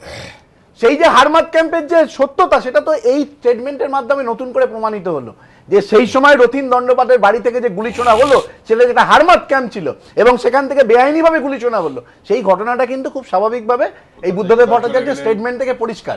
সুতরাং বুদ্ধদেব ভট্টাচার্যের এই ভুল স্বীকারের সঙ্গে আপনি অন্য ভুল স্বীকারকে একসঙ্গে আনাটা বোধহয় সঠিক কাজ হবে না, কারণ সেই সময় খুব স্বাভাবিকভাবে বারবার ধরে এই নেতাই হত্যাকাণ্ড সম্পর্কে কোনো বিবৃতি সিপিএম পার্টি হোক বা বুদ্ধদেব ভট্টাচার্য কোনো লেভেলে কোনো বিবৃতি দেওয়া হয়নি এবং তারা দীর্ঘদিন ধরে সেটাকে আপনি বলছেন বিবৃতি, আপনি বলছেন পাণ্ডেদের কথা বলছেন, তারা আজকে পলাতক এবং সিপিএম থেকে তো পরিষ্কার আমরা এবং পার্টি তাদের বহিষ্কার করেনি, পার্টি তাদের বহিষ্কার করেনি। তপন শুকুরের মতো ক্রিমিনালকে পার্টির সম্পদ বলা হয়েছে, তারা তো করেছেন, মানে তারা তো এই যে ধরুন অসামাজিক কাজকর্ম, সেই অসামাজিক কাজকর্মকে তারা প্রমোট করেছেন এবং সেখানে একটা মানে শ্মশানের শান্তি বিরাজ করার যে পরিস্থিতি, সেই পরিস্থিতি জঙ্গলমহলে তৈরি হয়েছিল। সাধারণ মানুষের গণতন্ত্র কিছু ছিল না, তার প্রমাণ নেতায়ের ঘটনা। অনেকবার বলেছেন, তুমি 1 মিনিট বলে ভাই আমার 1 মিনিট ছেড়ে আমি তো ধরেও নি অল ফেয়ারনেস এই শিকারটা আন্তরিক পার্টি থেকে হোক ব্যক্তিগতভাবে ইন অল ফেয়ার, তাহলেও তাহলে পার্টির কাজ থাকে যারা এখন ফেরার, যে ছেলেরা ভুল করেছিল তাদের সারেন্ডার করিয়ে দেওয়া। আমি যে কথাটা বলছি এমনি ভুল বলে আপনি যা দেখালেন সেগুলো কি করে ভুল হিসেবে চিহ্নিত হলো আমি ঠিক বুঝলাম না। কেন বলছেন? আমরা পরে দেখতে পারবো, আবার পরে দেখবো। কমিউনিস্ট পার্টিতে নেতাজি সুভাষচন্দ্র বা রবীন্দ্রনাথ নিয়ে যে আমি ওই যে পরে দেখবো অ্যাসেসমেন্ট, আমরা বিরোধীদের উপর একটু ভরসা করেছিলাম যে একটু ধৈর্য ধরলে বোধহয় ভালো হবে, বোঝা গেল সেই সেন্স ওদের নেই। এটা একটা আমার ভুল হয়েছিল, আমার অ্যাসেসমেন্ট এই অন বিরোধী দল ভুল। এই ভুল শিকারটাকে এই ভুল শিকারটাকে ইন্টারনেটে ভুল দাঁড়াও ইন্টারনেটে ভুল সার্চ দিয়ে ভুল কোথায় আছে ওই খুঁজে বার করা, এটা কখনো এক হতে পারে না। আমি যেটা বলতে চাইছিলাম অ্যাসেসমেন্টের ভুলটা স্বীকার করতে না চাওয়াটা রাজনৈতিক দল অথবা নেতার পক্ষে অপরাধ। অ্যাসেসমেন্টের কোথাও কোনো যদি ভুল থাকে সেটা স্বীকার করা এবং কারেক্ট করা, এটাই যে কোনো জায়মান সংগঠনের কাজ, সেইভাবেই দেখা উচিত। আমি যেটা বলছিলাম, যেটা উনি বলছিলেন বা বাকিরা সবাই বলছিলেন না জেনে বলেন, এমনকি সুব্রত দা একটু বেশি জেনে বলা উচিত। নেতাই ঘটনায় Buddhadeb Bhattacharya the then chief minister, কিছুই জানতেন না। রেকর্ড দেখবেন অ্যাসেম্বলিতে তিনি স্বীকার করেছেন, রেকর্ড দেখবেন। আমি অন রেকর্ড বলছি, আমি অন রেকর্ড বলছি, আমি অন রেকর্ড বলছি। আরে আপনি আছেন কি করছেন আমি জানি না। সেকেন্ড বুদ্ধদেব ভট্টাচার্য যখন মুখ্যমন্ত্রী, সুব্রত দা টাইম আছে, এত উত্তর দাও, এই উত্তর কোনো কারণ নেই। সেকেন্ড হচ্ছে বুদ্ধদেব ভট্টাচার্য যখন মুখ্যমন্ত্রী সেই সময়, আরে আমি আইন দিচ্ছি না, আমি একটা সহজ কথা বলছি যেটা উনি জানেন না, উনি জানেন না জেনে নেওয়ার সুযোগ আছে, উনি জানবেন না অযোগ্য তর্ক করবেন, দুটো একসাথে হবে। রেফারি বলে অবতীর্ণ হতেই হবে। প্লিজ প্লিজ আমি স্পেসিফিক প্রশ্ন ছিলাম যে প্রতিবাচে যে অ্যাসেম্বলিতে তো সমস্তটা অন রেকর্ড, কোন তারিখ বলবেন? আমি তারিখটা এক্ষুনি বলছি না, মাস কোন মাস, আমি তারিখ ঘটনার পর কি বলেছিলেন, কোন মাসে কি বলেছিলেন, ঘটনার পর হি নেভার নভেম্বর নন্দীগ্রামের ঘটনার পর নন্দীগ্রাম বুদ্ধ তো সাপোর্ট করেছিল, নিন্দা করেছিল। উনি বলছেন নেতার ঘটনা বলছি টেক ব্যাক বাই ওয়ান আরে চান্স হয়ে গেছে সেম কই হয়ে গেছে আপনার হলো। আমি দুটো কথা বলছি, আমি বলেছি কোন মাসে বলেছিলেন আর কি বলেছিলেন। ঘটনার পর অ্যাসেম্বলিতে আবার একটা ভুল করছো, আবার বলছি আবার একটা ভুল করছো। ঘটনার পর অ্যাসেম্বলিতে পরে বলবে বুদ্ধবাবু এই ঘটনার জন্য দুঃখ প্রকাশ করেছেন, নাম্বার 1। নাম্বার 2, বুদ্ধদেব বাবু যখন মুখ্যমন্ত্রী সেই সময়তেই এই ঘটনার সম্ভবত প্রায় অর্ধেক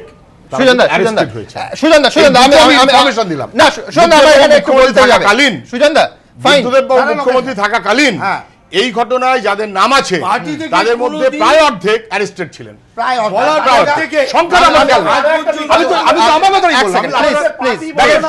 আপনাকে স্যাটিসফাই করার জন্য কথা বলছি না, খুশি হবেন আমি সেই জন্য কথা বলছি না, আমি একটা স্টেটমেন্ট অফ ফ্যাক্ট করছি, আমি একটা স্টেটমেন্ট অফ ফ্যাক্ট করছি। আপনি যেমন এখানে বলেছেন যেটা আইনি কি ব্যাখ্যা আছে, কিভাবে কি করা উচিত, পাবলিক প্রসিকিউটরদের কি করা উচিত, আপনি আপনার সাজেশন দিয়েছেন, সুব্রত অবশ্যই সাজেশনটা গ্রহণ করবেন না, সুব্রত ঠিক করবেন।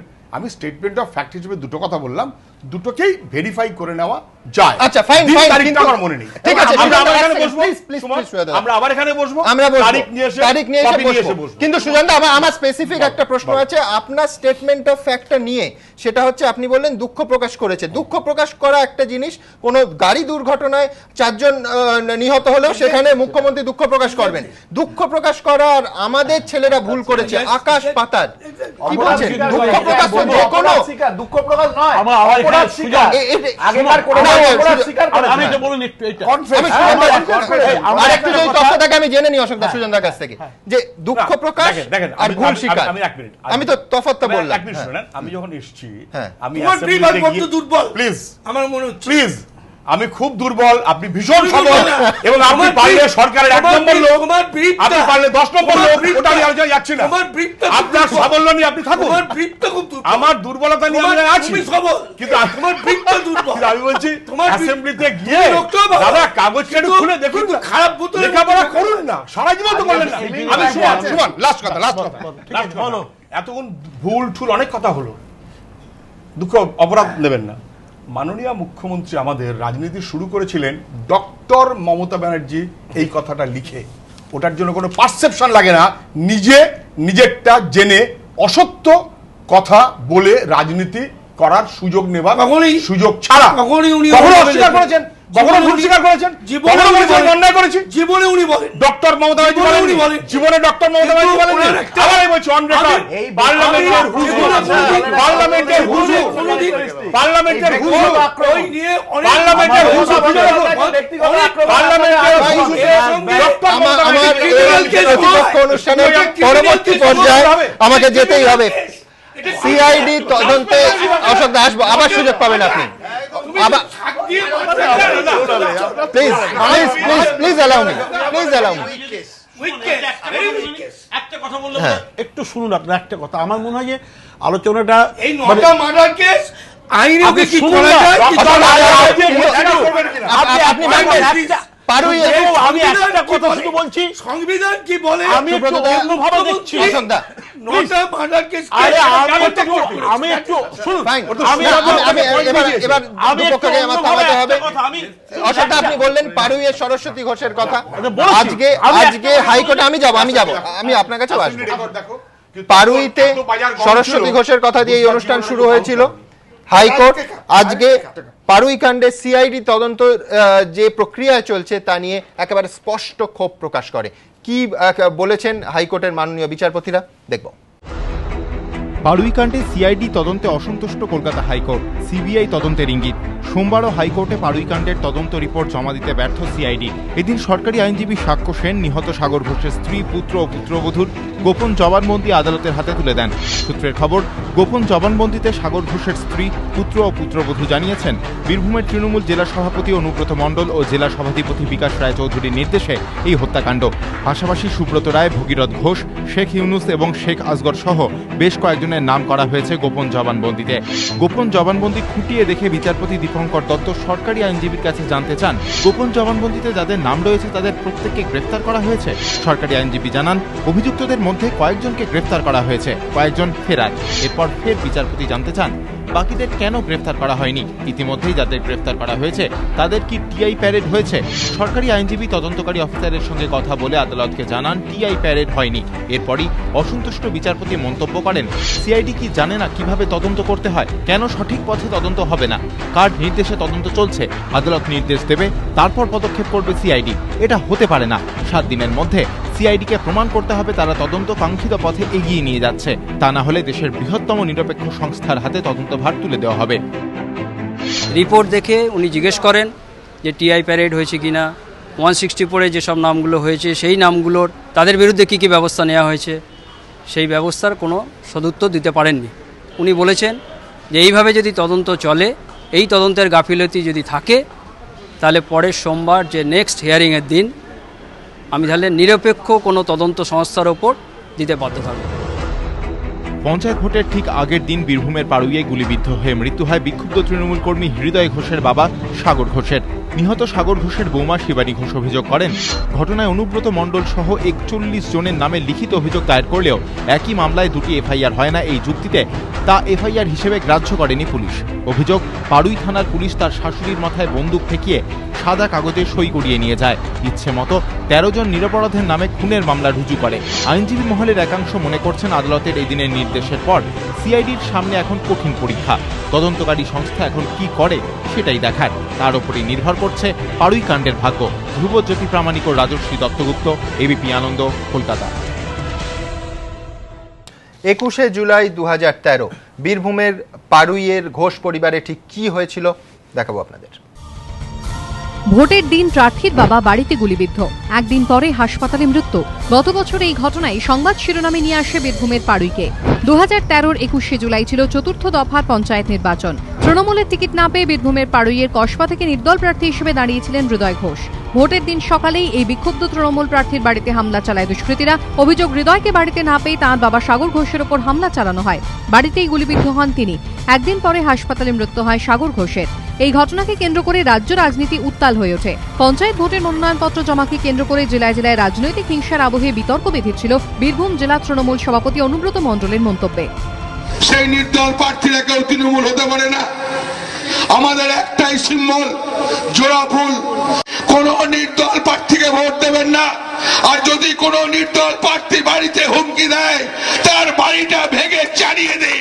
যদি কোন প্রশাসন ভাবে নির্দলকে সমর্থন করব, সেই প্রশাসনের পুলিশের উপরে বোম মারুন। আমি বলছি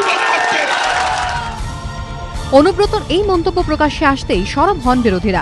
তাঁদের দাবি, অনুব্রতর মন্তব্য উস্কানিমূলক, এতে হিংসা আরো বাড়বে। অনুব্রতর এই মন্তব্যের 3 দিন পরেই চতুর্থ দফার ভোটের দিন খুন হন সাগর ঘোষ।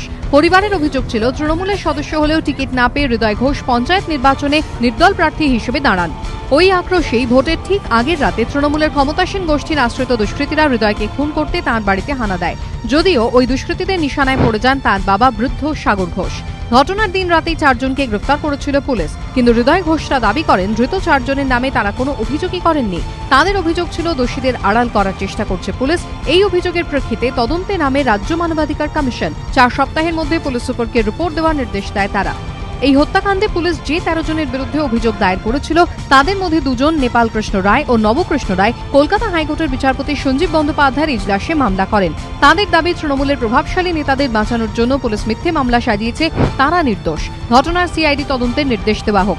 গত বছর ডিসেম্বর মাসে এই মামলার শুনানিতে কলকাতা হাইকোর্টের বিচারপতি সঞ্জীব বন্দ্যোপাধ্যায় জেলা পুলিশের হাত থেকে তদন্তভার তুলে দিয়েছিলেন সিআইডির হাতে। এবিপি আনন্দ। সুব্রত, আপনার দীর্ঘদিনের প্রশাসনিক অভিজ্ঞতা, ঐতিহাসিকভাবে আপনি এ রাজ্যের কনিষ্ঠতম স্বরাষ্ট্র দপ্তরের রাষ্ট্রমন্ত্রী ছিলেন, দীর্ঘদিন পুলিশকে দেখছেন। আপনি আমায় এইটা বোঝান যে এই মামলায় কতটা সিরিয়াসনেস না থাকলে খুন হয়েছে একেবারে পরিষ্কার, এটা হচ্ছে পুলিশের করা সেই এফআইআর যে পরিবারের যেটা দাবি, যেটা জোর করে লেখানো হয়েছে সাদা কাগজে ইত্যাদি, কতটা, আমি শব্দটা খুব সচেতনভাবে ব্যবহার করছি, ক্যালাসনেস থাকলে 21শে জুলাই রাত 11টায় একজনকে আঘাত করা হলো, পরে তিনি হাসপাতালে মারা গেলেন ওই রাতেই। এফআইআরের ডেট পুলিশ যা লিখছে সেটা হচ্ছে 21 তারিখ ভোর 4:07, মানে খুনের আগে খুনের এফআইআর পুলিশ গ্রহণ করেছে। আমি বলছি এটা তো বেসিক। এছাড়া আপনি যদি দেখেন যে এফআইআর পুলিশ গ্রহণ করেছে এবং যে অভিযোগপত্র পরিবারের যারা দাবি করছে যে এফআইআর জোর করে লেখানো হচ্ছে, তার একমাত্র ভগীরথ ঘোষ ছাড়া আর কোনো কমন নাম নেই। প্রথম অভিযোগ যাদের 2টি নাম, 1 নম্বর এবং 2 নম্বরে একজন অনুব্রত মণ্ডল, আমরা সবাই জানি তৃণমূলের জেলা সভাপতি, এবং আরেকজন জেলা সভাধিপতি বিকাশ রায়চৌধুরী, অথচ তার কোনো রিফ্লেকশন এফআইআরে নেই। সুব্রতদা, সরকারের তরফ থেকে কি ব্যাখ্যা থাকবে আপনার? এটা আমার পক্ষে তুমি কোনো প্রশ্ন করো না, তার কারণ হলো আমি সরাসরি এখন মন্ত্রী, আর কেসটা online, everyday hearing is on. এইখানে আমি যদি কোনো মন্তব্য করি আর তোমার এই কাগজগুলোর পরিপ্রেক্ষিতে, তাহলে বোধহয় প্রপার হবে না আমার পক্ষে। এবং সে তো সুব্রতদা নেতাই ও সাবজুডিস কেস, নেতা সাবজুডিস, আর এইটা এখন ইজ অন গোয়িং, এসে চলে যাচ্ছে। এই যে কাগজগুলো আপনি দেখালেন, সেই কাগজগুলো স্পিক্স ফর দেমসেলভস, এবং এগুলো পরিষ্কার বোঝা যাচ্ছে যে এর মধ্যে মানে ইনঅ্যাক্টিভিটি, ক্যালাসনেস অফ দ্য পুলিশ। আমি যে কথাটা প্রথমেই তুলেছিলাম, যে যখন রাজত্ব করে পুলিশ তার হয়ে কাজ করে এবং স্বাধীনভাবে মানে নিরপেক্ষভাবে কাজ কখনো করতে পারে না। পুলিশ রিফর্মের জন্য বহু আইন করা হয়েছিল, বহু রেকমেন্ডেশন ধর্মবীর আমল থেকে হয়েছে। No political party ever accepted this. তার কারণ হচ্ছে তারা পুলিশকে চায়, যেই যায় ক্ষমতায় আসবে সেই পুলিশকে চায়। সিবিআই ক্ষেত্রে তো একই জিনিস হয়েছে। বিচারপতি উষ্মা প্রকাশ করেছেন টিআই প্যারেড হয়নি, এটা অদ্ভুত ব্যাপার, এটা তো বেসিক।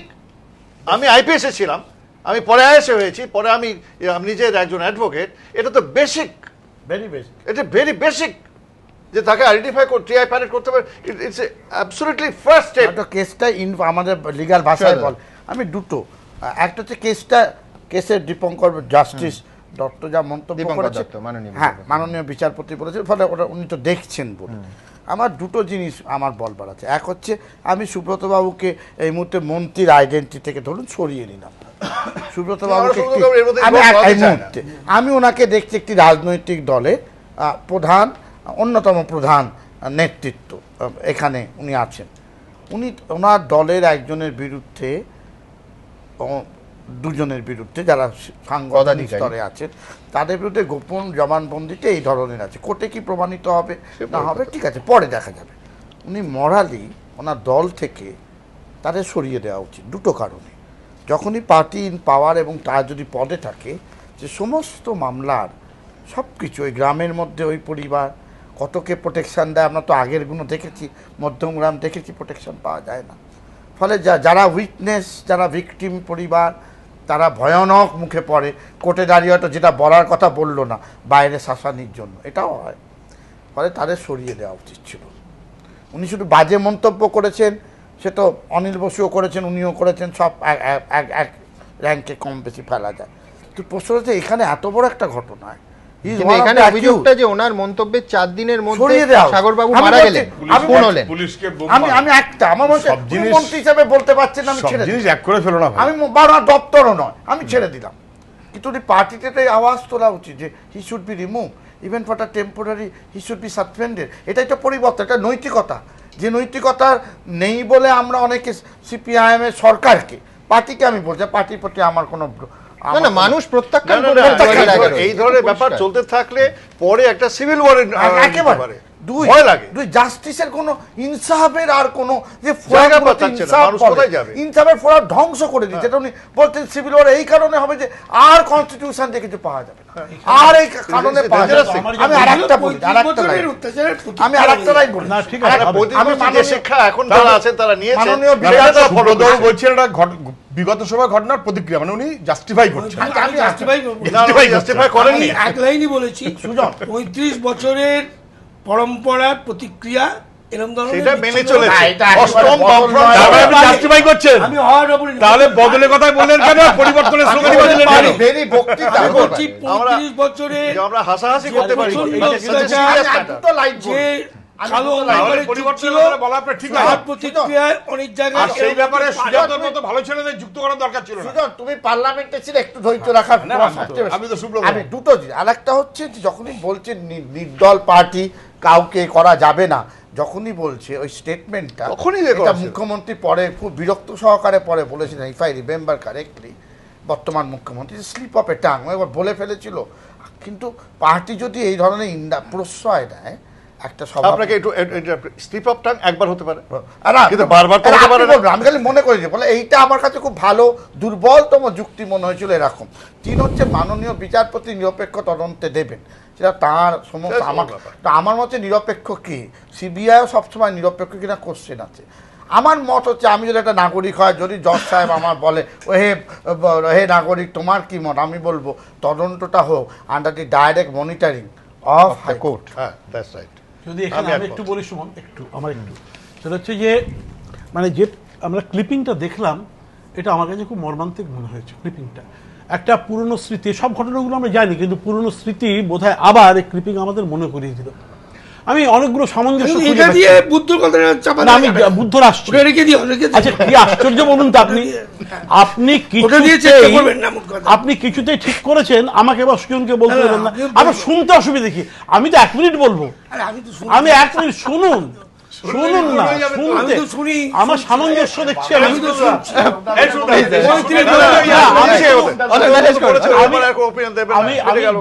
আমি বিক্রম বাবুর সঙ্গে একটা কথায়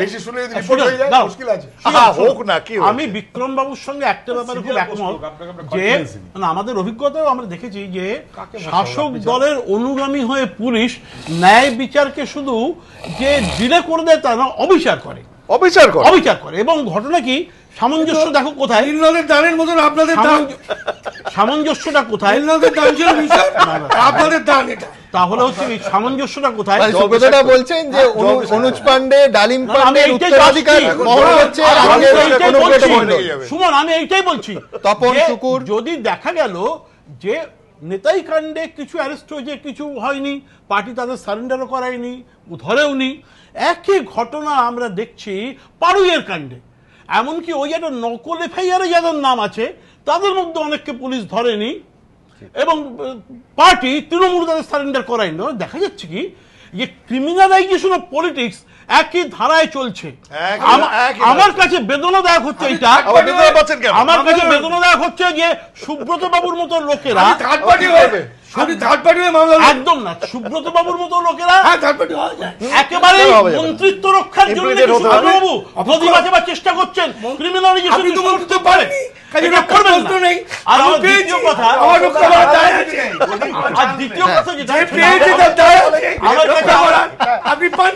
আমার কাছে আরো মারাত্মক মনে হচ্ছে, আমার দ্বিতীয় কথাটি আরো মারাত্মক মনে হচ্ছে, নেতাইতে বুদ্ধবাবুর বক্তব্য আর অনুজ পান্ডের বক্তব্য ইত্যাদি যা দাঁড়াচ্ছে, বুদ্ধবাবুর বক্তব্যটাকে যদি আমি রাজনৈতিকভাবে বিচার করি, প্রশাসনিকভাবে বিচার করি, তাহলে বুদ্ধবাবু নিজেই স্বীকার করছেন।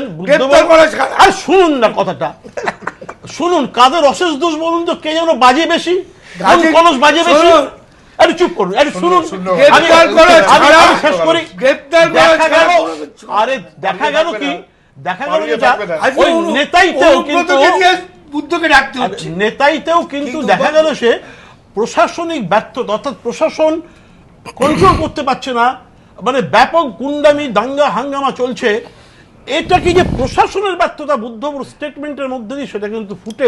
আমার এখানে আপত্তি আছে অশোকদা, সব সময় কি করতে পারছে না, করতে চাইছে না। কোনটা? নেতা শাসক দলের হলে পুলিশ অ্যাক্টিভ হচ্ছে না, সেটা same as Anubrata, same as একইবার বললাম তো ডালিম পান্ডে।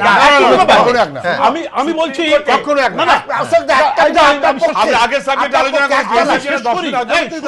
আমি শেষ আমার ফিলিংসটা বলছি। আমার ফিলিংস হচ্ছে করতে চাইছে না, করছে না, যাই বলে আলটিমেটলি ঘটনা হচ্ছে প্রশাসনের গ্রিপ লুজ করে যাচ্ছে সর্বত্র। এই সরকার তো 3 বছর এসছে, ওটা তো 30 বছর পর হওয়ার পর ঘটেছে। এই সরকার 3 বছরে এত প্রশাসনের উপর গ্রিপ লুজ করে যাবে, আর প্রতিটি ক্ষেত্রে বাচ্চা ছেলে, দামাল ছেলে, দলের সম্পদ, তরতাজা যুবক সবাই মিলে অধ্যাপকের কলার ধরে টানছে। বিচার করুন, যে পদে করে গমন সেই পদ লক্ষ্য করে স্বীকৃতি ধরার জন্য আমি একবার দেখে নেব যে অনুব্রত মণ্ডল, তার রাজনৈতিক উত্থান, তার প্রোফাইল দেখো।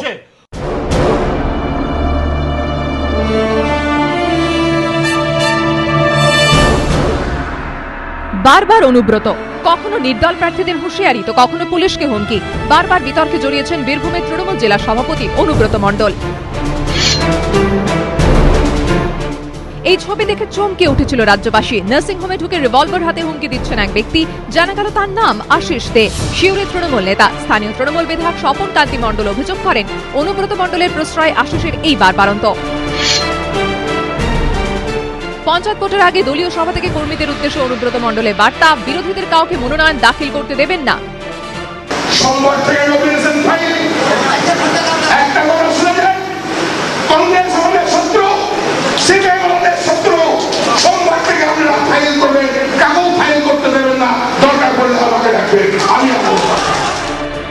অনুব্রত মণ্ডলের এই ফতোয়ার পরই বীরভূম জেলা প্রশাসনের কাছে রিপোর্ট চেয়ে পাঠায় রাজ্য নির্বাচন কমিশন। কমিশনের তরফে মামলা রুজু করতে বলা হয় অনুব্রতর বিরুদ্ধে, কিন্তু এরপরও পুলিশ কোনো ব্যবস্থা না নেওয়ায় জেলা প্রশাসনের কাছে অ্যাকশন টেকের রিপোর্ট চেয়ে পাঠায় রাজ্য নির্বাচন কমিশন। অবশেষে রামপুরহাট থানায় একটি অভিযোগ দায়ের করে পুলিশ, কিন্তু যেহেতু অনুব্রত মণ্ডলের বিরুদ্ধে নন কগনিজেবল অফেন্সের অভিযোগ ওঠে, তাই তার বিরুদ্ধে তদন্ত শুরুর আবেদন জানিয়ে রামপুরহাট মহকুমা আদালতে আবেদন করে পুলিশ। এরপর অনুব্রত মণ্ডলের হুমকির লক্ষ্য হন পুলিশ ও নির্দল প্রার্থীরা। সেই নির্দল প্রার্থীরা কেউ তৃণমূল হতে পারে না। আমাদের একটাই সিম্বল, জোড়া ফুল। কোন নির্দল প্রার্থীকে ভোট দেবেন না। আর যদি কোন নির্দল প্রার্থী বাড়িতে হুমকি দেয়, তার বাড়িটা ভেঙে চালিয়ে দিন, তার বাড়িটা ভেঙে চালিয়ে দিন। কোন নির্দল প্রার্থী যদি কোনো হুমকি দেয়, তার বাড়িতে চড়াও হন। এটাই কিন্তু আমি বলতে এসেছি। আর আপনাদের সামনে মলয় ঘটক বলবে কোন নির্দল প্রার্থীকে ভোট নয়। যদি কোনো প্রশাসন ভাবে নির্দলকে সমর্থন করব, সেই প্রশাসনের পুলিশের উপরে বোম মারুন। আমি বলছি অনুব্রতর হুমকির পরই হামলা হয় বীরভূমের পারুইয়ের বিক্ষুব্ধ তৃণমূল নেতা তথা নির্দল প্রার্থী হৃদয় ঘোষের বাড়িতে। মৃত্যু হয় তাঁর বাবা সাগর ঘোষের। সরাসরি অনুব্রত মণ্ডলের বিরুদ্ধে খুনের অভিযোগ দায়ের হয়। এই পরিস্থিতিতে বিরোধীরা প্রশ্ন তোলে, এত কিছুর পরও কেন অনুব্রত মণ্ডলকে গ্রেফতার করা হচ্ছে না? অবশেষে অনুব্রতের বিরুদ্ধে পারুই থানায় জেনারেল ডায়েরি করা হয়। এর আগে বীরভূমের জেলা সভাপতির বিরুদ্ধে আইনানুগ ব্যবস্থা নেওয়ার জন্য জেলা শাসককে চিঠি দিয়েছিল রাজ্য নির্বাচন কমিশন। সেই চিঠি পারুই থানায় পাঠিয়ে দেন জেলা শাসক। তার ভিত্তিতেই অনুব্রতের বিরুদ্ধে জেনারেল ডায়েরি করে আদালতের কাছে মামলা শুরুর অনুমতি চায় পুলিশ। পুলিশ জামিন যোগ্য ধারায় মামলা শুরুর অনুমতি চাইলেও সিউড়ি আদালত 2টি জামিন যোগ্য ধারার সঙ্গে আরও 4টি জামিন অযোগ্য ধারায় মামলা শুরু করতে নির্দেশ দেয়। পাশাপাশি আদালত এও জানিয়ে দেয়, অনুব্রত মণ্ডলকে গ্রেফতার করতে হলে আদালতের অনুমতি নেওয়ার কোনো প্রয়োজন নেই, যদিও তারপরও তাঁকে গ্রেফতার করেনি পুলিশ। এদিকে হুমকিও থামেনি অনুব্রত মণ্ডলের। বীরভূমের গণ্ডি ছাড়িয়ে তার হুমকি ছড়িয়ে পড়ে জেলার বাইরেও। কংগ্রেসী গুন্ডারা কাটোয়ায় আজ পর্যন্ত কোনো উন্নয়ন করেনি। যারা যে কাটোয়ার মানুষ মমতা ব্যানার্জির উন্নয়নের সঙ্গে সামিল হচ্ছে, কিছু কংগ্রেসী গুন্ডা তারা মমতা ব্যানার্জির কার্টুন ফাটুন ছেড়ে দিয়েছে। আমি 100 বার অনুরোধ করে বলবো, এসব করবেন না। কিন্তু এসব করলে তৃণমূল কংগ্রেস ভয় পায় না। যদি কেউ ভাবেন যে মমতা ব্যানার্জির ছবি ছেড়ে দেবো, মমতা ব্যানার্জির কার্টুন পুড়িয়ে দেবো, তার কবজিটা কেটে নেবো। ছাড়বো না বলে দিলাম তো, ভদ্রভাবে বলে গেলাম। তাহলে যদি ওরা পোস্টার ছেড়ে দেয়, আমরা কবজি হাতের কবজিটা কর্মীরা কেটে নেবে।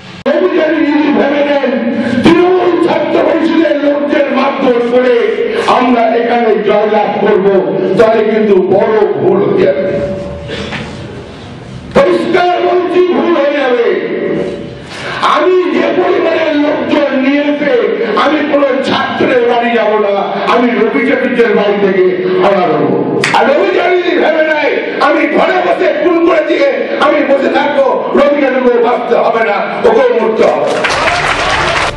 তবে এত কিছু সত্ত্বেও বারবার অনুব্রতর পাশেই দাঁড়িয়েছে দলীয় নেতৃত্ব। বিধানসভায় এক বিবৃতিতে মমতা বন্দ্যোপাধ্যায় বলেছিলেন, অনুব্রতকে নিয়ে এত চেঁচামেচি কেন? অনুব্রত চিঠি দিয়ে বলেছে সেও কথা বলতে চায়নি। আমি নিজের দলের লোককেও ছাড়িনি, যারা অন্যায় করেছে তাদের জেলে পড়েছি। সম্প্রতি তৃণমূলের সর্বভারতীয় সাধারণ সম্পাদক মুকুল রায় দাবি করেন, সংবাদ মাধ্যম অনুব্রতর মন্তব্য কাটছাঁট করে দেখায়। অনুব্রত রাসফলন এক্ষেত্রে পার্টি কেন ভূমিকা নেয় না? তোমরা যদি পুরো বক্তব্যটা অনুব্রতর ঠিক, কিন্তু তাতে পুলিশের বিরুদ্ধে যে আক্রমণ সেটা বিন্দু মাত্র স্পেসিফাই হয় না। তুমি আমাকে বলছো পুরোটা দেখাতে পারি, পুরোটা যদি তুমি বিশ্লেষণ করে দেখো, বলছে ও যে বক্তব্য হয়তো এক্সট্রিম বোমা মারবো, কি বলছে? বলছে যে পুলিশকে বোমা মারবো। এটাই আমি বলছি, নিশ্চিত করে ওইভাবে ওই অর্থে বলতে চাইনি। তুমি অনুব্রতের সাথে যদি কোনোদিনও দেখা করো, কথা হয়ে দেবে, বলতে চাইছে যে আমার পুলিশ আমার আইনের রক্ষক। পঞ্চায়েত নির্বাচনে বিনা প্রতিদ্বন্দ্বিতায় জেলা পরিষদ সবচেয়ে বেশি আসনে তৃণমূল জয় পেয়েছিল বীরভূমেই। এই সাফল্যের পুরস্কার হিসেবেই কি বারবার বিতর্কিত মন্তব্য করেও পার পেয়ে যান অনুব্রত? এ প্রশ্ন কিন্তু রাজনৈতিক মহলে দীর্ঘদিনের। এবিপি আনন্দ। সুনন্দা, আপনার কাছে আমার স্পেসিফিক প্রশ্ন, তাহলে কি বটম লাইনটা এই যে পার্টি যতদিন ক্ষমতায় থাকে, যতদিন আপনারা ক্ষমতায় ছিলেন, ততদিন ঘটনার পোস্টমর্টম হয় না, যখন ক্ষমতায় নেই তখনই নানা আবার ফিরে দেখা, ময়না তদন্ত, ভুল স্বীকার, এই প্রক্রিয়াগুলো আসে? আমি যদি এইভাবে দেখি, না, এটা বাস্তব ভিত্তি নেই। এটা নিয়ে যদি ফুল ফ্লেজেড ডিসকাশন করো, তাহলে নিশ্চয়ই আমরা পারস্পরিক আলোচনায় দেখাতে পারবো যেটা বাস্তব ভিত্তি নেই। আমি এখানে যে আলোচনাটা হচ্ছিল সেক্ষেত্রে যেটা স্পেসিফিক্যালি বলবো, যেটা কত খারাপ ব্যাপারটা হচ্ছে, ধরা যাক পারু, আমি ঘটনার বিস্তারিতের মধ্যে গেলাম না, কিভাবে কি ঘটেছে না ঘটেছে, মিথ্যা মামলা সহ। এইভাবে হাইকোর্ট বলল একবার, না তৃণমূল কংগ্রেসের নেতা তপন দত্ত, কোর্টকে স্ট্রিকচার দিতে হলো। তৃণমূল কংগ্রেসের নেতা খুন হয়েছেন, অভিযোগ তৃণমূল কংগ্রেসের নেতার বিরুদ্ধে। সিআইডি চার্জশিট থেকে নাম সরিয়ে দিয়েছে এক মন্ত্রীর, এই পর্যন্ত অভিযোগ। ওই অশোক ঘোষ সম্ভবত খয়রাসল, তৃণমূল কংগ্রেসেরই নেতা, না তুমি না, আরেক অশোক মুখার্জি বা অনুব্রত, এরা হচ্ছেন অভিযুক্ত। একই রকম কোর্টকে বলতে হচ্ছে। আবার উল্টো দিকে আপনি আসেন, প্রদীপ্তা খুন হবার পর হাইকোর্টকে তো কার্যত বলতে হয়েছে যে রাজনৈতিক চার্জশিট না, ধনেখালি সিবিআইকে দিতে হয়েছে, যেহেতু অসীমা পাত্র। আমি আসছিলাম তাপস চৌধুরী খুনের পর কোর্টকে বলতে হয়েছে রাজ্য জ্বলছে, অথবা আপনি যেটা এক্ষুনি মনে করে দিলেন ধনেখালি নাসিরউদ্দিন সাহেব খুন হবার পর। এবং ঘটনা হচ্ছে প্রত্যেকটি ক্ষেত্রে আরো অদ্ভুত ব্যাপার, এইখানে অভিযুক্ত অনুব্রত মণ্ডল জেড ক্যাটেগরি, ওখানে অভিযুক্ত অরূপ রায় বহাল তবিয়তের মন্ত্রী, জেড ক্যাটেগরি দুদিনের মধ্যে ফিরিয়ে নেওয়া হয়েছিল সামগ্রিক চাপে। জেড ক্যাটেগরি দেয়া না হলে তো ফেরানো হয়নি। অসীমা পাত্র মানে কি বলে, ধনেখালিতে অভিযুক্ত হবার পর তিনি ডিমোটেড হন না, তিনি প্রমোটেড হন লালগাড়ি পুলিশ সাপোর্ট সহ। আমি সেরে নি প্লিজ। এবং পুলিশকে কার্যত বুঝিয়ে দেওয়া হয়েছে যে আমি যা চাইবো তাই, এটা অতীতে ছিল না। আপনি ডিফার করতে পারেন। সুজাত আমি শেষ করছি। সুজাত প্লিজ, আমি এটা ধরে নিনি যে আমার সব কথা তুমি আমার সাথে সহমত হবে, আমি ধরে নিনি। তোমার যে ক্ষেত্রে এই সরকার যে পরিবর্তন তুমি চেয়েছিলে, পেয়েছো, পাওনি, সব তুমি নিশ্চয়ই বলবে। আমি এটা আশা করছি না তুমি সব ব্যাপারে আমার সাথে একমত হবে, কিন্তু এটা বোধহয় তোমার একমত হওয়া উচিত যে 34 বছরে কখনো এসপির এসিআর সরিয়ে নিয়ে এসে মুখ্যমন্ত্রী দেবে এই সিদ্ধান্ত 34 বছরের বামফ্রন্ট সরকারকে করতে হয়নি। এই সরকার আসার পর উনি আমার চেয়ে ভালো বলতে পারবেন, আইএস ছিলেন, আইপিএস ছিলেন, মানে অফিসার আমাদের রাজ্যের। এসপির এসিআর লেখার দায়িত্বটা বাকিদের থেকে তুলে নিয়ে এসে মুখ্যমন্ত্রী হিসেবে তো পারেনি, আগে ছিল 34 বছর হতো না, অফিসার কি করেছেন তোমার আজকের আমার খারাপ না। আপনি আবার কথা শুনলেন, তাহলে হতো না। এটা ছিল সিনিয়র অফিসার আইসিআর দেবে, মুখ্যমন্ত্রী সরিয়ে দিয়েছিলেন আগে। এখানে আমি মুখ্যমন্ত্রী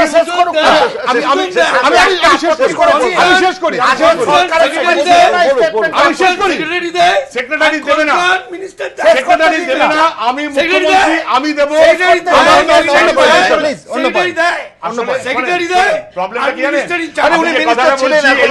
শোনেন, আমি যে কথাটা বলছি কথাটা আপনার খারাপ লাগছে, এই কথার উত্তর আপনার কাছে নেই, অথবা আপনি ইচ্ছা করেই একটা এমন অ্যাটেম্প করছেন যাতে আমার কথার লোকে শুনতে না পায়।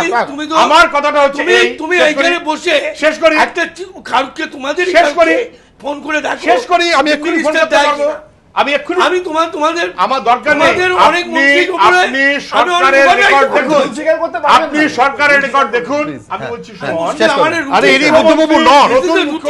করবেন না, হয়েছে প্লিজ। নতুন মুখ্যমন্ত্রী হওয়ার পর আমি ভুল ঠিক বলিনি, আমি স্টেটমেন্ট অফ ফ্যাক্ট করেছি। আমি ওয়েট করছি, তুমি টেলিফোন করো, অথবা ইন্ডিপেন্ডেন্ট ওয়েতে ও টেলিফোন করুক, যে কোনো প্রাক্তন বর্তমান চিফ সেক্রেটারিকে হোয়াট ইজ দ্য প্রসিডিউর। তুমি যে মুখ্যমন্ত্রীকে বলছো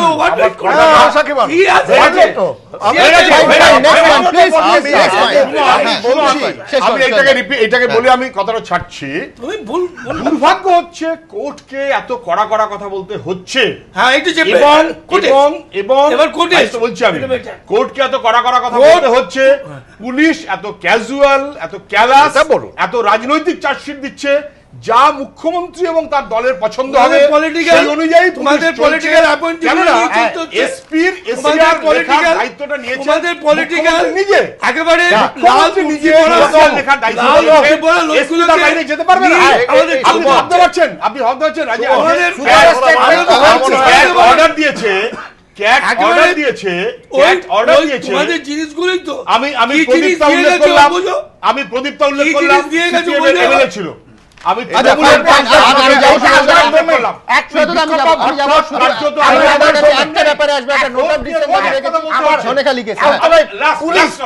এবং এই যে এটা থাপ্পড়টা কিন্তু সরকারের গালে শুধুমাত্র মারছে না, আমার ডোমেন, শুধুমাত্র মুখ্যমন্ত্রী গালে মারছে না, সরকার কোর্ট যখন থাপ্পড় মারছে তখন সরকারের হোম সেক্রেটারি, চিফ সেক্রেটারি তাদের বোঝা উচিত যে তারা এমন প্রশাসন চালাচ্ছে যে প্রতিদিন কোর্টের কাছে তাদের কথা শুনতে হচ্ছে। এটা shame for the whole Bengal. এরকম আমাকে এটা নতুন নাথিং নিউ এবং সংবাদপত্র সাধারণভাবে গণতন্ত্রের শর্ত কন্ডিশন। আপনি স্বীকার করতে পারবেন না, আপনি স্বীকার করতে পারবেন না, এমপি করতে হয় তোমাদের আমলে তৈরি করলে দুটো নাথিং নিউ। ভিখারি পাসওয়ানের প্রশ্নে সিবিআই দেয়া হয়েছিল, সিআইডি দেয়া হয়। রিজওয়ানের মামলায় সিআইডি তদন্ত নাকচ করে বিশ্বাসযোগ্য নয় বলে সিবিআইয়ের হাতে দেওয়া হয়েছিল, সিবিআইয়ের হাতে দেওয়া হয়েছিল।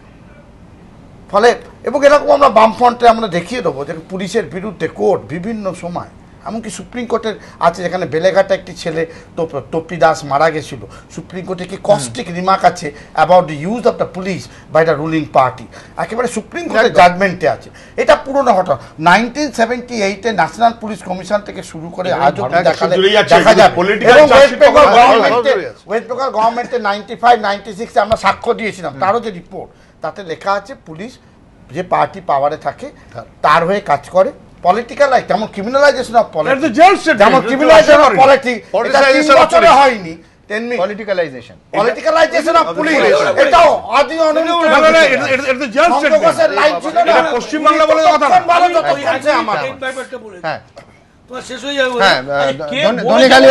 আমি একটা কথা বুঝি না, বারবার এক কথা বলেন যে 34 বছরের পুলিশ এই সেই, কে বলেছে আপনার 34 বছরের শাসনকে অনুসরণ করতে?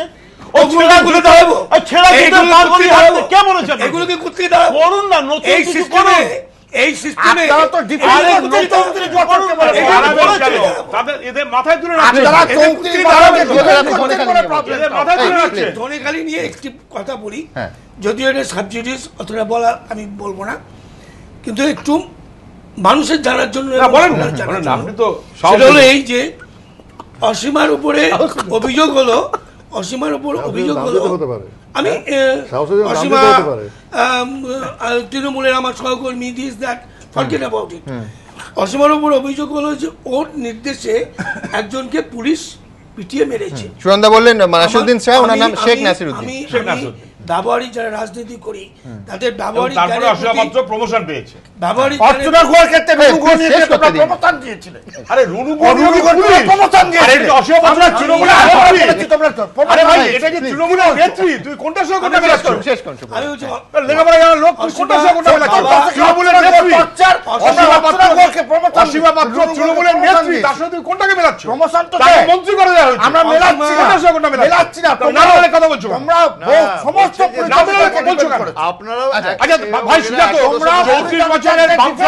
সরকার কি অন্যায় করেছে এইটা খুঁজে বার করার জন্যই তো তুমি সংগঠন করেছো। এই আমি কি সব তোমার কথা তুমি আমার সব কথা কিন্তু করে তুমি পরিবর্তনের শোনো, করে তুমি আর এই চ্যানেলে পরিবর্তন পরিবর্তন পেয়েছো, সেটা ভালো জানেন। মারা হয়েছিল এই ভদ্রলোক জ্যোতিবাবুকে প্রশ্ন করেছিলেন, তারপর তদন্ত কমিশন হয়, দোষী বলে সেই কারণে তাকে বদলে দিয়ে পরিবর্তন চেয়েছিলেন সুজাত ভদ্ররা। পরিবর্তন চেয়েছিলেন, সেটা বলো। এখন আবার বিরোধিতা করছি, করছো না, এবার ইউ আর লাইং।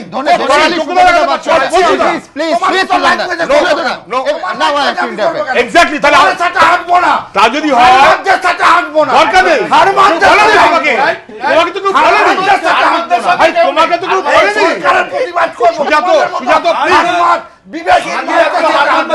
সুজাত সেটা কেউ বলেনি, কিন্তু তুমি চাইছো তোমাকে খুশি করার মতো করে আমি বলবো, সেটা বলার জন্য আমার প্রতিবাদ আমি আমার মতো করে করো না, তোমার ল্যাঙ্গুয়েজে করো। তোমার প্রতিবাদ তুমি করো, পলিটিক্যাল ল্যাঙ্গুয়েজে করো, আমার পলিটিক্যাল ল্যাঙ্গুয়েজে তুমি বিবেকহীন আলাদা পলিটিক্স আছে। তোমার পলিটিক্সটা আমার পলিটিক্সের সঙ্গে এক নয়। আবার বলে আমরা তৃণমূল ছাড়তে পারোনি। তোমার শোনো, তোমার পলিটিক্স আর আমার পলিটিক্স এক নয়। এটা তুমিও জানো, আমিও জানি। অধিকার করবে আপনি শেষ করুন প্লিজ। এই শোনা আমি এসে বলি তুমি কথা বলতে পারো। শোনা আমি জাস্ট ভাষণটা নিয়ে পরিবর্তনের স্লোগান দিয়েছিল। এই সুজনদা প্লিজ আমি সেটা বল। হ্যাঁ আমি সেটা বল। আরে কি আপনারা থামুন। এই সুজনদা প্লিজ সুজনদা ধন্যবাদ। আমি তারপরে আপনার কাছে যাব। একটা কথা বলি একটু ভাষণটা শুনুন। এটা ধনেখালি নিয়ে আপনি বলছেন বিধায়কের বিরুদ্ধে উত্তেজনা না করে কথা বলেন, উত্তেজনা না করে ঠান্ডা মাথায় কথা বলেন। উত্তেজনা আমি লোকে ভালোবাসেন, ঠান্ডা মাথায় কথা বলেন। ভাষণটা শুনুন। আমি যুক্তিতে কথা বলেন। শুধু এই ব্যাপারে আমি একটা সংবাদ রাখতে চাই। অসীমা পাত্র প্রথমবারের এমএলএ। আমরা যারা পলিটিক্স করি আশা করি তারা রিয়েলাইজ করবে, অ্যাপার্ট ফ্রম পার্টি পলিটিক্স। তার বিরুদ্ধে তার বাবা মার্ডার হলেন সিপিএম এর দ্বারা, এবং তারই সহানুভূতিদের জন্য এবং পলিটিক্সের জন্য ইনভলভ হয়ে যাওয়ার জন্য ওকে নমিনেশন দেওয়া হয় পার্টি থেকে যেতে। তারপরে ইদানিংকালে তার বিরুদ্ধে অভিযোগ হলো একজনকে ওনার নির্দেশে পুলিশ প্রত্যেকটা ওয়ার্ড বলে ওনার নির্দেশে পুলিশ থানায় ওকে পিটিয়ে মেরে ফেলেছে এবং তার ভিত্তিতে সিবিআই হলো। পুলিশের একটা সাধারণভাবে ত্রুটি আমিও দেখি। পুলিশ এখান থেকে গেল, অভিযোগ পাওয়া সত্ত্বেও কারুকে সরিয়ে দিল না, ইত্যাদি ইত্যাদি ত্রুটি। কিন্তু আই টু বিলিভ, আমি পলিটিক্স করি, আমি তোমাদের শুভেচ্ছায় মন্ত্রীও ছিলাম, যে কোনো এমএলএ একটা অর্ডিনারি তখনও এমএলএ তখনও এ হয়নি পরিষদীয়, তার কথায় পুলিশ অনেক সময় অ্যারেস্টও করে আমাদের কথায়। কিন্তু কারুকে ইভেন সুজনবাবু যখন পার্টি করতেন, মানে পাওয়ার এমপি ছিলেন, পার্টির এমপি ছিলেন, তখন ওনার কথায় পুলিশ লকআপে কারুকে মেরে দেওয়ার মতন ক্ষমতা রাখতেন। এই এই এই জিনিসগুলো একটু ভাবা দরকার আছে। সেটা সিবিআইতে নিয়ে চলে গেলেন। এখন তার কিসের কি মেরিট আমরা বুঝতে পারি, যা হবে, কিন্তু কখনই এটা বিশ্বাস করতে আমারও কষ্ট হয় যে ও এত বড় মাতব্বর যে ওর কথায় পুলিশ এত বড় দুঃসাহসী কাজ করে একজনকে পিটিয়ে। সুব্রত, আমি তো মানে ইনফ্যাক্ট ঘটনা নিয়ে আপনারা এক সেকেন্ড প্লিজ, এটা সুব্রত এক সেকেন্ড এটা পুলিশের রাজনীতি কোন হবে না না না, আপনি জেনারেলি যাচ্ছেন কেন? আমি যতদূর পুলিশকে জানি, আমি সুব্রত স্পেসিফিক প্রশ্ন আছে। একটা অর্ডিনারি গ্রামের এমএলএ কথায় পিটিয়ে মেরে দেওয়ার মতন দুঃসাহসিক কাজ করে দেবে। এই ঘটনা আমার কাছে আমার খুব ছোট্ট একটা প্রশ্ন আছে। প্রশ্নটার ভিত্তি হচ্ছে একেবারে কোর্টে যে আলোচনা হয়েছে ইত্যাদি, যার বেসিসে বিচারপতি সিবিআই তদন্তের নির্দেশ দিলেন। যেটা বলা হয়েছিল তদন্তের ক্ষেত্রে সেটা হচ্ছে এই অভিযুক্ত বিধায়িকা অসীমা পাত্রের সঙ্গে এই অভিযুক্ত ওসির এই ঘটনার সঙ্গে সঙ্গে প্রচুরবার ফোন, ঘন্টার পর ঘন্টা, মিনিটের পর মিনিট ফোনে ডিটেলস হয়েছিল, এটা প্লেসড হয়েছিল। এইটা এক নম্বর। দু নম্বর হচ্ছে যে সিআইডি তদন্তে একবারের জন্য ওসিকে জিজ্ঞাসাবাদের জন্য ডাকা হয়নি, কোর্ট কিন্তু ভৎসনা করেছিল।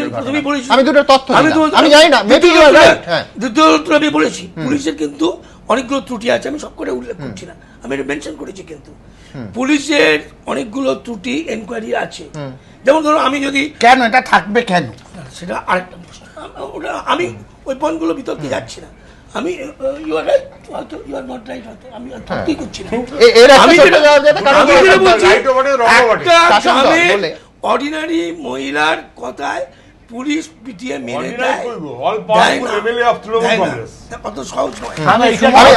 আবার সরস্বতী এবং সরস্বতী ঘোষের কথা আসবো। সাগর ঘোষ, তার যে পরিবার, সাগর ঘোষ আজ পৃথিবীতে নেই, তারা ইনসিকিউর, তারা নিরাপত্তাহীনতায় ভুগছেন। কি বলছেন তারা, দেখাবো আপনাদের। বীরভূমের পাড়ুই, এই পাড়ুইয়ের ঘোষ পরিবারের সদস্যরা আজও আতঙ্কে। পাড়ুইকাণ্ডে নিহত সাগর ঘোষের স্ত্রী সরস্বতী চোখের সামনে দেখেছেন বাড়িতে ঢুকে দুষ্কৃতীদের হামলা, চোখের সামনে দেখেছেন দুষ্কৃতীদের গুলিতে স্বামীকে লুটিয়ে পড়তে, দেখেছেন স্বামীর মৃত্যু। কিন্তু এতেই দুর্ভোগ কাটেনি। অভিযোগ, আজও বাড়ির সামনে মাঝে মাঝেই বোমা পড়ে, আজও হুমকি দেয় দুষ্কৃতীরা। অভিযোগ, পুলিশ দেখেও কিছু দেখে না। আমাদের নিরাপত্তা নাই, আমরা এখন আতঙ্কের মধ্যেই আছি, ভয়ে। এখনো বাড়ির পাশে প্রতিদিনই বোম ফাটছে, এই আর কি, আমরা আতঙ্কের মধ্যেই রয়েছি। পুলিশ আপনাদের নিরাপত্তা দিয়েছে? দেয়নি। সাগর ঘোষের পুত্রবধূ শিবানীর দাবি, তার স্বামীকে মারতেই এসেছিল দুষ্কৃতীরা, না পেয়ে শ্বশুরকে খুন করে। গত বছর জুলাই মাসের সেই ঘটনা আজও চোখের ভাসে শিবানীর। তাঁরও আশঙ্কা ফের না হামলা চালায় দুষ্কৃতীরা। যারা এই সমস্ত ঘটনা ঘটিয়েছে দুষ্কৃতীরা, তা এখন পর্যন্ত আমাদের বাড়ির আশেপাশে ঘুরে বেড়াচ্ছে, তা আমরা এখন ভয়েই আছি। পুলিশের বিরুদ্ধে আগেও অভিযোগ ছিল সাগর ঘোষের পরিবারের, অভিযোগ এখনো আছে, সঙ্গে রয়ে গিয়েছে আতঙ্ক। এবিপি আনন্দ। পুলিশ নিয়ে এত আলোচনা হচ্ছে, আমরা দ্রুত একবার দেখে নেব যে আজকে ক্যাটের নির্দেশে পাঁচজন আইপিএস অফিসার ডিজি পদে তাদের নিয়োগ হয়েছে। সেই নিয়োগ 5 জনের নিয়োগ বাতিল করার সিদ্ধান্ত জানিয়েছে ক্যাট। দেখব। রাজ্য পুলিশের ডিজি জিএমপি রেড্ডি সহ 5 আইপিএস অফিসারের ডিজি পদে নিয়োগ বাতিলের নির্দেশ দিল সেন্ট্রাল অ্যাডমিনিস্ট্রেটিভ ট্রাইব্যুনাল বা ক্যাট। তাদের এই নির্দেশের প্রেক্ষিতে হাইকোর্টে যাচ্ছে রাজ্য সরকার। 2012 সালের 5ই ডিসেম্বর রাজ্যের 5 আইপিএসকে ডিজি পদে নিয়োগের সিদ্ধান্ত নেয় স্ক্রিনিং কমিটি। এরা হলেন জিএমপি রেড্ডি, রাজ কানোজিয়া, অনিল কুমার, বিজয় কুমার এবং রবীন্দ্রজিৎ সিংহ নালোয়া। এদের মধ্যে রাজ্য পুলিশের ডিজি পদে নিয়ে আসা হয় জিএমপি রেড্ডিকে, বাকিদেরও গুরুত্বপূর্ণ পদে নিয়োগ করা হয়। এরপরই 5 আইপিএস এর পদোন্নতি প্রক্রিয়াকে চ্যালেঞ্জ করে সেন্ট্রাল অ্যাডমিনিস্ট্রেটিভ ট্রাইব্যুনালের দ্বারস্থ হন আইপিএস অফিসার নজরুল ইসলাম। বর্তমানে তিনি এডিজি প্রভিশন পদে কর্মরত। তার অভিযোগ, সমসাময়িক 5 জন আইপিএস অফিসারের পদোন্নতি হলেও তার পদোন্নতি হয়নি। ডিজি পদে 5 জনের নিয়োগ বেআইনি। স্ক্রিনিং কমিটির সিদ্ধান্ত বাতিল করুক ট্রাইব্যুনাল। মঙ্গলবার সেন্ট্রাল অ্যাডমিনিস্ট্রেটিভ ট্রাইব্যুনালের ডিভিশন বেঞ্চে মামলার নিষ্পত্তি হয়। এদিন 2012 সালের 5ই ডিসেম্বরের স্ক্রিনিং কমিটি বাতিল করে দেয় ক্যাট। পাশাপাশি স্ক্রিনিং কমিটির সিদ্ধান্ত বাতিল ঘোষণা করা হয়, অর্থাৎ 5 আইপিএস এর ডিজি পদে নিয়োগের সিদ্ধান্ত খারিজ হয়ে গেল। অবিলম্বে 5 আইপিএসকে পদ ছাড়ার নির্দেশ দিয়েছে ক্যাট।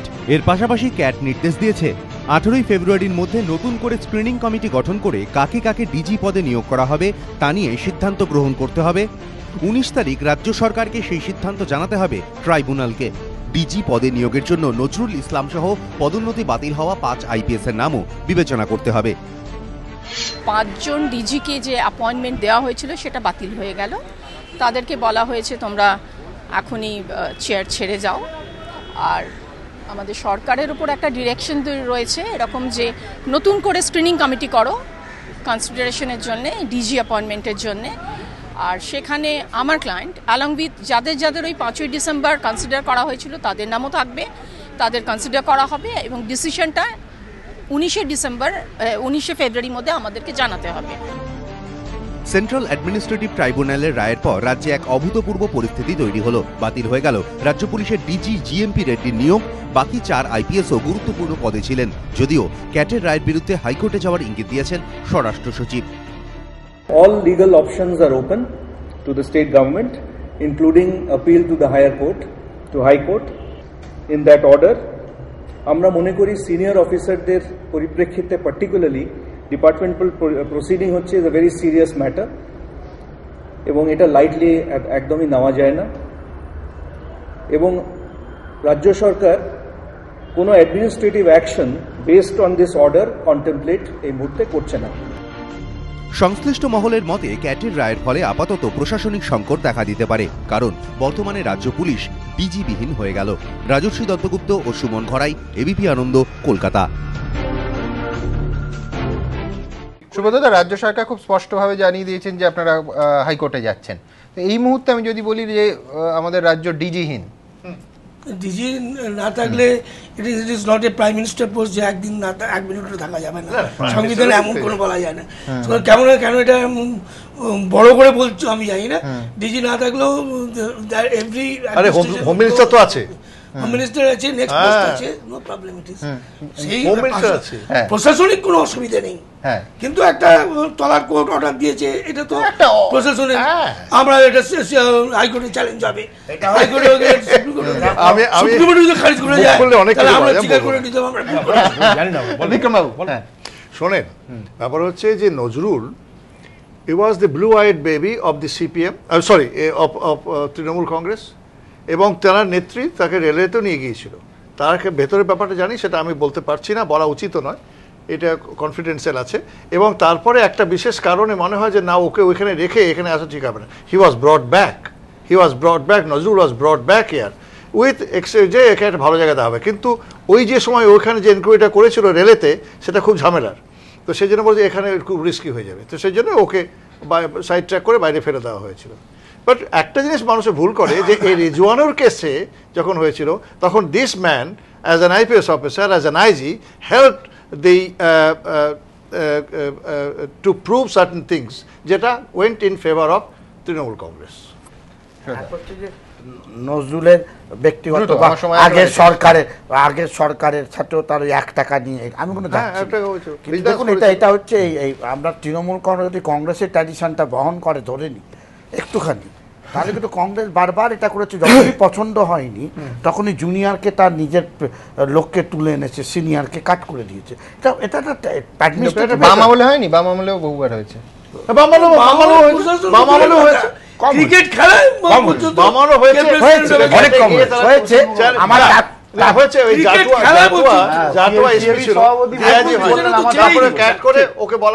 কিন্তু অনেক কম হয়েছে। সাধারণভাবে বাম আমলে অফিসারদের কথা ছিল যে আমরা কাজ ভালো করি মন্দ করি, আমরা একটা নরমাল প্রমোশন পাই। অনেক ধন্যবাদ। আমরা চেষ্টা করলাম প্রতিপক্ষের 2 ঘন্টার এই সীমিত সময়ের মধ্যে সরস্বতী পূজা প্রাককালে 2 জন সরস্বতীর কথা আপনাদের শোনাতে। নেতায়ের সরস্বতী ঘরাই, যাকে অসহায়ভাবে গুলিতে মৃত্যুবরণ করতে হয়েছিল, আরেক সরস্বতী ঘোষ, যিনি এই মুহূর্তে অসুরক্ষিত অনুভব করছেন। এই ঘটনার উপর আমাদের নজর থাকবে, আর আপনাদের নজর থাকুক এবিপি।